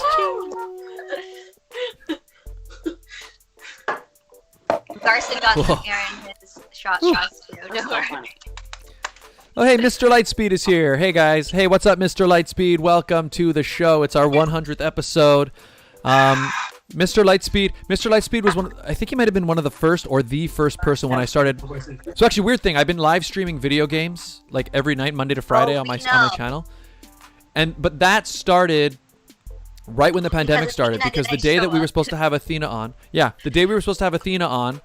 I felt weird not being live because I was used to going live on a Sunday. And so I went and played video games instead, and that started this whole new thing. So that's why a lot of people who are showing up in the live chat now are people who show up in my gaming stream. So it's weird how this pandemic started me into that world. But Mr. Lightspeed was there right from the beginning. He was there. So how are you? Yeah, there you go. I'm the OG. That's right, Mr. Lightspeed. So was Skullboard Gamer. He's been there a long time as well. There's a lot of them have been around. Like it's quite. If I quite recognize cool. their names, they've been here for a long time. Yeah, they've been here quite a while. I don't really game, but I just started playing Among Us. Scott was playing it the other day. That's what we were just playing. You should have called Cindy, would you want to? In fact, Cindy, I've been doing. So we've been doing Among Us. We just did it for the first time on Thursday, but we do it with like a voice chat. So instead of having the text where you chat, everybody comes in over a voice and discusses who to vote off. Would you want to be in a live stream with that? I've seen it on TikTok. Yeah. And like I started playing it, but like, and I've been playing it on my phone. But it's so hard to like type my arguments in because I'm sitting here being like, I obviously can't kill the person because I can't even move my person. So like, yeah, we can definitely try it, but it's a little dude, hard. I think I'm gonna do it again. Yeah, he does. I think I'm gonna do it again. Athena, you're playing Among Us as well, did you say? Yeah, it's so fun. I love it. Okay, I want to get you guys both on a live stream because I'm gonna do it again on Thursday because I want to bring in, like last Thursday I had a couple of my actor friends as well came in, another live streamer, and we all meet in a Discord chat. And then so when you're actually playing, when you're running around like doing your tasks, we mute the mics. And then as soon as a body is reported or we go into a meeting, we all unmute and we talk. Yeah, I got voted off because they're like, Scott, you sound suspicious. And I'm like, I'm being honest right now. I'm not the killer. Don't vote me off. They're like, nah, guys, Scott sounds really sus. And they voted me off. And I wasn't even the killer. And then you were. I gotta work. And I'm like, Scott, keep talking. You're too quiet. I think it was like I was only an imposter like once, and I accidentally killed somebody because I didn't know the buttons in front of me, and like I killed someone in front of someone else, and then as I killed them, I also accidentally hit the report button at the same time. So I self-reported myself, and then everyone was like, "Oh, where did it happen?" And I was like, "I don't know, in the electrical." And then someone was like, "Oh, like what do you mean you don't know?" And I'm like, "I just saw the bodies." I'm trying to like lie out my butt, and like the person that saw everything that happened was like, you killed that person." I'm like, "Wow, you sound." And I'm trying to like keep up with the terminology. So I'm like, "Oh, you're so sus." Like, who would even like do this? Like, obviously I reported it, and like it wouldn't have been me. Obviously, they just still voted me out. They won, but like. I was just like, I don't know what happened. I just killed someone. Oh my god, I just reported. And I'm typing at the same time on my mic on like my phone, and I couldn't type fast enough. So, and everyone's just so aggressive. And I'm like, where did it happen? Where? That's what they did to Scott, and Scott's like, but I just reported it. Yeah. Yeah, see, Antho in the chat says Scott would never kill anybody. Exactly. See, guys, it's not me. Kill somebody. I watched it happen. I did win one game as the killer. So Athena, you played as well. How are your skills in the world of Among Us? Actually, I would say when I'm the imposter, I've won. So I've been the imposter like 5 times, and I've won like 4 out of the 5 times. So I'm pretty good. And I didn't use sabotage those 4 times. Oh, wow. Nice. Garson, have you heard of Among Us? Do you know that game? I have no idea, like being imposter and sabotage, all this like. Don't worry, I didn't understand it either.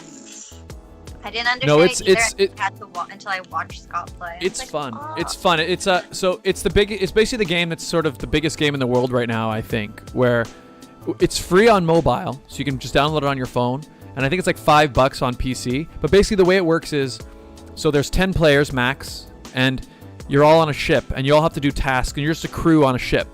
But 2 of the people, usually 2, are imposters whose their only job is to try to kill everybody on the ship. They're like secret killers. And what you do is every time a body is discovered, that you have a meeting, and everybody votes, and what you're trying to do is you're trying to vote off the people that are killing everybody off, or as the killer, you're trying to convince people that you're not the killer.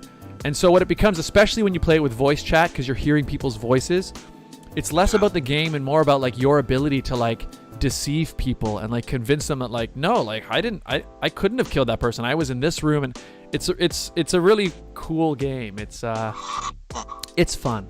It's fun. It's like live stream Clue.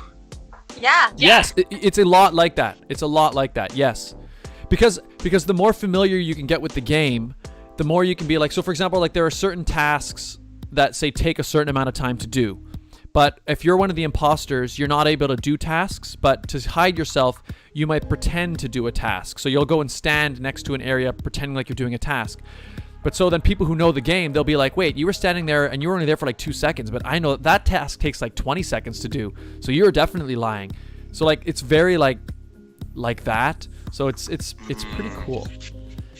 But yeah, Sindy and Athena, if you guys are playing the game, I would love to have you guys come in for a lot, because I think it'd be so fun to do like a voice chat. I would just session. Argue with people. Like I would literally just do all I do is just like I actually do my task. I would sit there and I'd be like, I'll run around and I'd be like, task, and then a meeting would happen, and then I'm just like, I was just in the middle of doing my task. Well, where were you? I'm like, I don't know. I'm just in the freaking room. And I would just argue with people. So it'll just be interesting to see it on a voice, because I'm like a lawyer. I will suss you out and make sure that you're this. I wouldn't even know.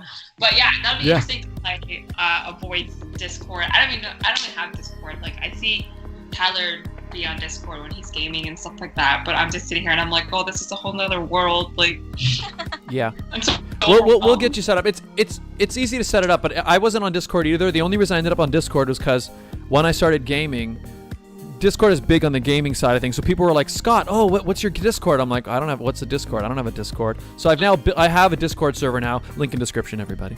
But I have a Discord server now where we do have gaming chats there. So it's simple. It's basically like any other platform, but it's good for live chat. It's good for sharing files. It's actually a nice little feature. But anyway, yeah, I would love to have you guys both in on a live stream. I've been doing it. I think I'm gonna start doing it every Thursday, because voice chat Among Us is so. Oh, there goes Athena's phone. But yeah, voice chat Among Us is awesome. It's a good time. Antho in the chat says, I would watch that. Yes, it'd be entertaining. Oh, Splat Borat is here. Hey, Splat Borat. Splat Borat's actually a friend of mine I've known since high school as well. And he was actually in our last Among Us live stream, because he's a Twitch streamer as well. Sub to Splat Borat, everybody. But yeah, it's a good time. Among Us is pretty cool. Yes. So Athena, You know- going back to when you were actually on our show last, Scott actually wasn't on the show.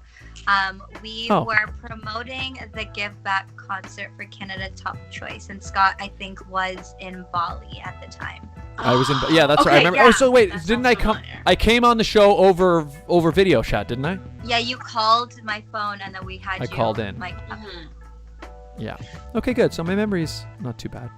Nice. Splatborat says drinking on a Sunday at 1 p.m. is how problems start. You're not wrong. You're not wrong, Splatborat. But I'm. I mean, they're at home. It's not like they're going anywhere. That's true. And if I meet you somewhere, then I'll be pretty friendly. Yeah. Exactly. There you go. There you go. Garson, Well, I guys. think I know the answer to this, but I'm not sure. Do you Oh. teach mixology classes? I haven't been recently, but it's something that I've done in the past. Yeah. Would you do them virtually? Because I am looking for a class. Yeah. Yeah. Absolutely, I would. That's Go on great. TikTok. There are mixologists there all the time. Well, I'm not on TikTok. Until I get to 80 subscribers, I am not on TikTok. I'm just gonna send you a bunch of TikTok videos. Like I'm literally just gonna be like, this could be you. This could have been you. Learn how to make these drinks. Learn how Once I to. learn from Garson, then I will go on to TikTok. And He's gonna make a TikTok too, and he's gonna make his own mixologist running fitness TikTok. That's true. can you mix a Well, drink and play the drums at the same time? That would like every time he does a burpee, he goes down. that's 100% doable. So long as like I have Yeah. like, you know, and not to sound like snooty or anything, but you need to have your mise en place like sufficiently set up. So like one hand has got the drumstick. Yep. Cham, poom, peen, poom, cham, and then the other hand is holding this, and it's got one of these on the end of it. And then I'm just like over here, and I'll probably grab this thing. And I'm like, splash, splash. Do some flooring in there. And then you get off and you do a burpee and then you go back to everything. That's part Yeah, of and the then you course. can- That's how you practice. Yeah, and you can work in like the vibrations of the drum. You can even work that in for like if you need to shake anything. Like you can like hold the shaker down on the snare and just get a little like, oh man, sky's the This limit. little one-handed drum roll. There you go. You guys Yeah. heard it here first on episode 100. So on our 150th episode, we'll have Garson come back and he'll show you exactly what he's learned in 50 weeks. Happening. That would be sweet. Actually, yeah, especially if we get back into the studio with the drum kit. We're doing that. Next time you're on the show, Gars, we're having you make a drink while playing drums at the same time. That's a promise. That's coming. We'll make I'm it happen. hungry for that challenge. All right. You all heard it here first. Exactly. You're welcome. And we will also have some mocktails. You know, we'll include some mocktails in there as well, because Cindy's right. You know what? Everybody should get in on that on the fun, because you can get a lot of nice flavors, right? 100%. One of my favorite drinks are like virgin mojitos. Yes. Like I just love it, and it's just so interesting because like I don't know why, but every time I ask for virgin mojitos at a restaurant, they always, oh well, you know, it's not gonna taste the same. I'm like, I'm fully aware of what a virgin mojito will taste like. Just make it, and then they always try to like add extra things, and it just makes it worse. And I'm like, no, like that's not how it is. Just make my drink. But I wish there were more cocktails. Like I would just, even though it's just juices and stuff like that, like I would still pay more just for like, just to have a nice drink, you know? Yeah. Shirley Temple is not enough. That's just orange juice and cranberry and like some grenadine. Like that's not enough at all for anything. I want some carbonation in there. I want some flavor. I want some color and explosion and an umbrella. That's it. And an umbrella. Yeah. Exactly. No, I get that. That makes sense. I mean, you know what? The world is, you know, there are lots of people out there who don't drink, but that's still an entire, you know, they want to be able to enjoy the party too. There shouldn't be, you know what it is? It's a lot like restaurants, although it's not really like that anymore, but like I've noticed it now that I'm kind of basically a vegetarian now. Whereas you go to a restaurant and like when a restaurant doesn't have like a real vegetarian option, whereas it's just like, oh yeah, okay, so you're gonna have the burger, you're gonna have the steak, you're gonna have the chicken, and oh maybe we'll bring you some lettuce. You know what I mean? It's like, hey, you know what? There are people who don't make something. You know, there's a lot of great vegetarian food, and I think mocktails are they should be taken seriously too. You're right, Cindy. You're right. Yeah. All right, Garson, we got our work cut out for us. mocktails. I am so excited. Send me the ingredients. Maybe we can do it all together while we're on like the stream and just make the drinks together. Yeah. We're on Among Us and make our drinks and everything. But yeah, no, I just like it just be good just to have that options. And the worst thing is like when I go, even before, like, you know, when you used to go out in bars and whatnot, and like you'll just ask for a pop, like they'll give in the biggest cup possible to make it even more noticeable that like this person isn't drinking. So here's a giant like cup of soda and pop, and then everyone, I would literally be like, oh, can I have a rum and coke? Hold the rum, just so that I can have a nice little like just like a nice little cup. And all that stuff, but it's just awkward sometimes, and it's just like I don't want to sit there and have to explain to someone why I'm not drinking, but then that's always a conversation starter. So it's just nice if it's just out there just to have like, oh, this is available and this is available. Like, go ahead, make fun. Exactly. You know what, people? Come on, it's still 2020, right? Yeah, it's 2020, people. Right? Get with the times here. All right, get with the times. And yeah, wow. You know what, guys? I know we said we were gonna wrap up, but now we're at 2 hours and 46 minutes. Let's go. So we're just rolling here. We're just rolling along. Actually, wait, we didn't start right at 11. Okay, so we're at 2 hours and 36 minutes, which still might still be our longest episode ever. I can't remember, Regine. What's our longest episode? Someone didn't come on time, but other than that, like we were pretty much. No idea who you're talking about. Wait, where am I on the screen? Am I looking this way? No, you're on the other way. I look the other way. Although, yeah. There you go. Okay, Regine. Yeah, that's You're looking up at Scott. Okay, Scott. Yeah, I'm directly above you. Regina's kind of on a diagonal to your left.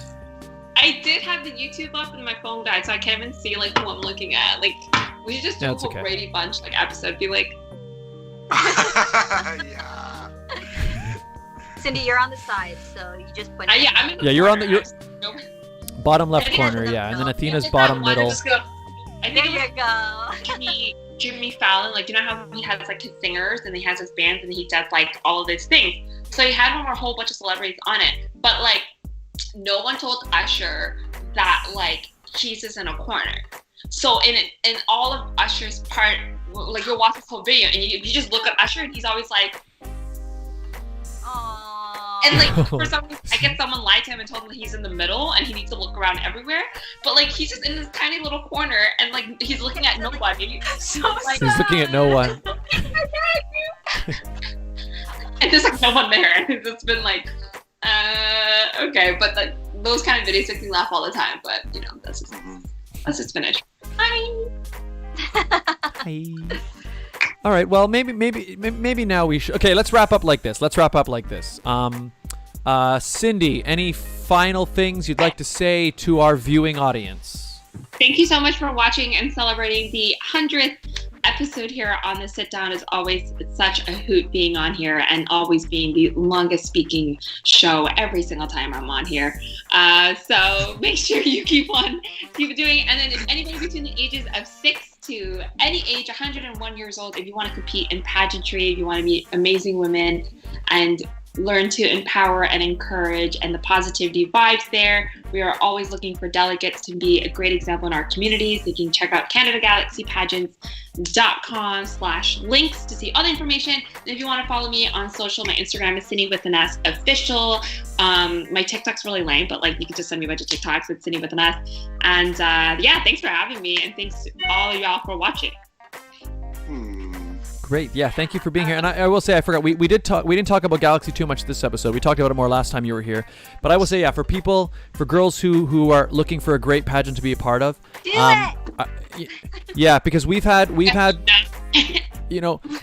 people come into the chat as well. But I even remember when I was talking with you about all the like innovations and things that you were doing to try to make your pageant better. Like, I was really impressed by sort of how much passion you bring to it. Like you're not just, kind of phoning it in or whatever. Like, you're really innovating and making it better. And like everybody who's been in your pageants has nothing but amazing things to say.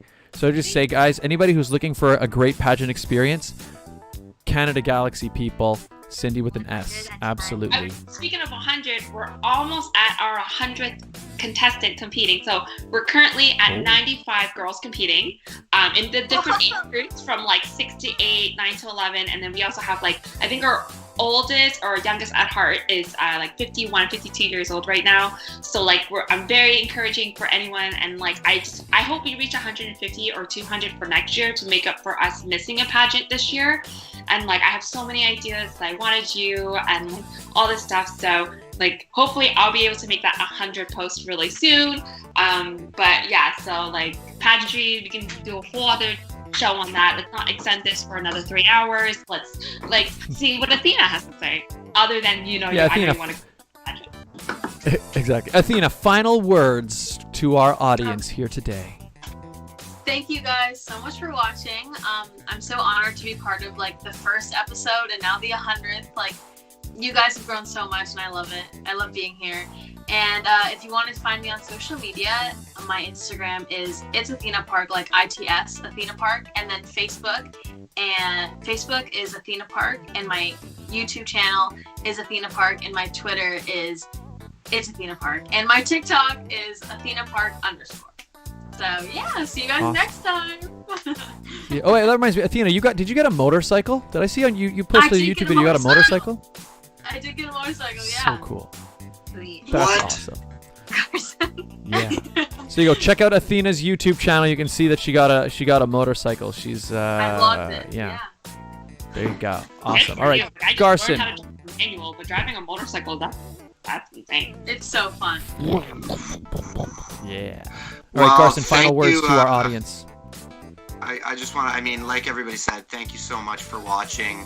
It's awesome, you guys, and chat. Especially about getting perspective on the airline industry and acting industry and figuring out what is going on right now, what changes are happening, like how are people doing it and what's going on.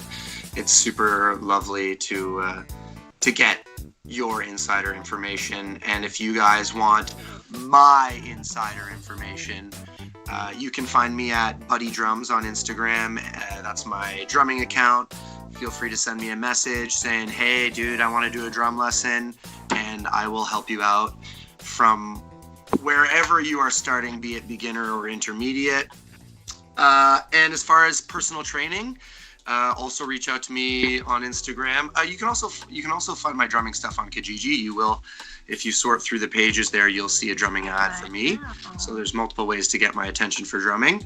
But for the fitness stuff, reach out to me on Instagram at Garson Karrel.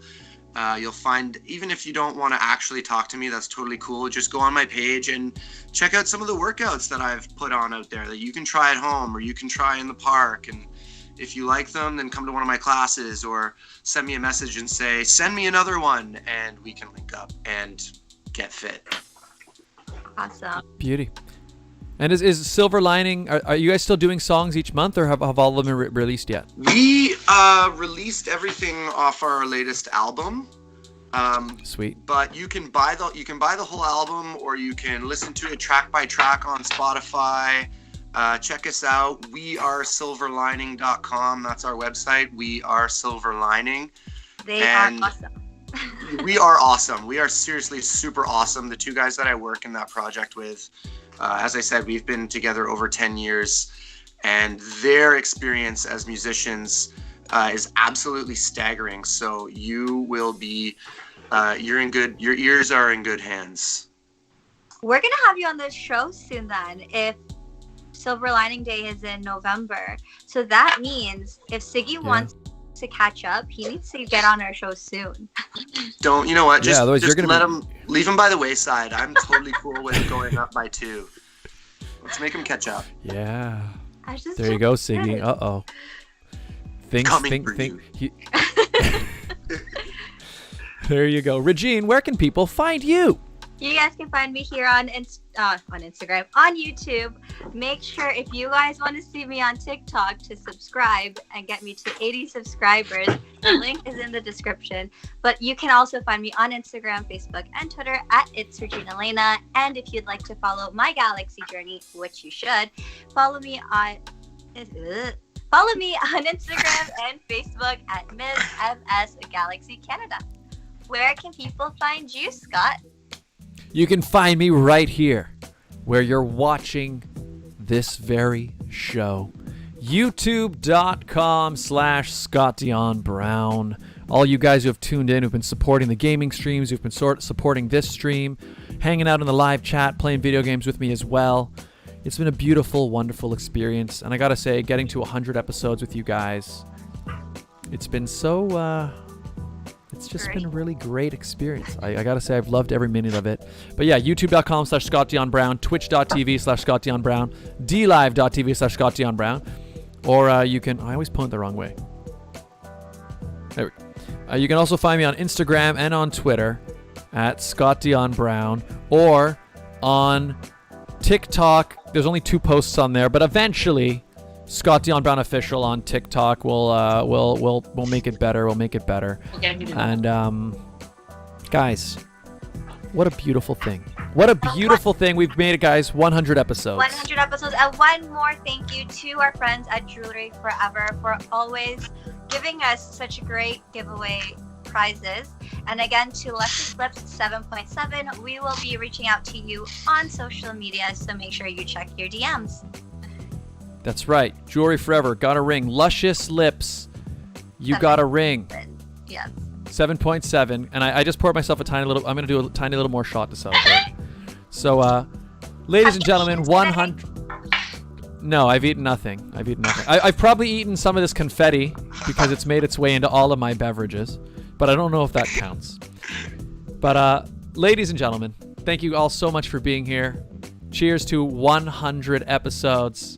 Thank you guys so much. All of our past guests who have been here, everybody who's tuned in, Sindy, Athena, Garson, thank you guys so much for being on the show. So happy you guys could join us here today. Okay, I'm taking a shot. Cheers, guys.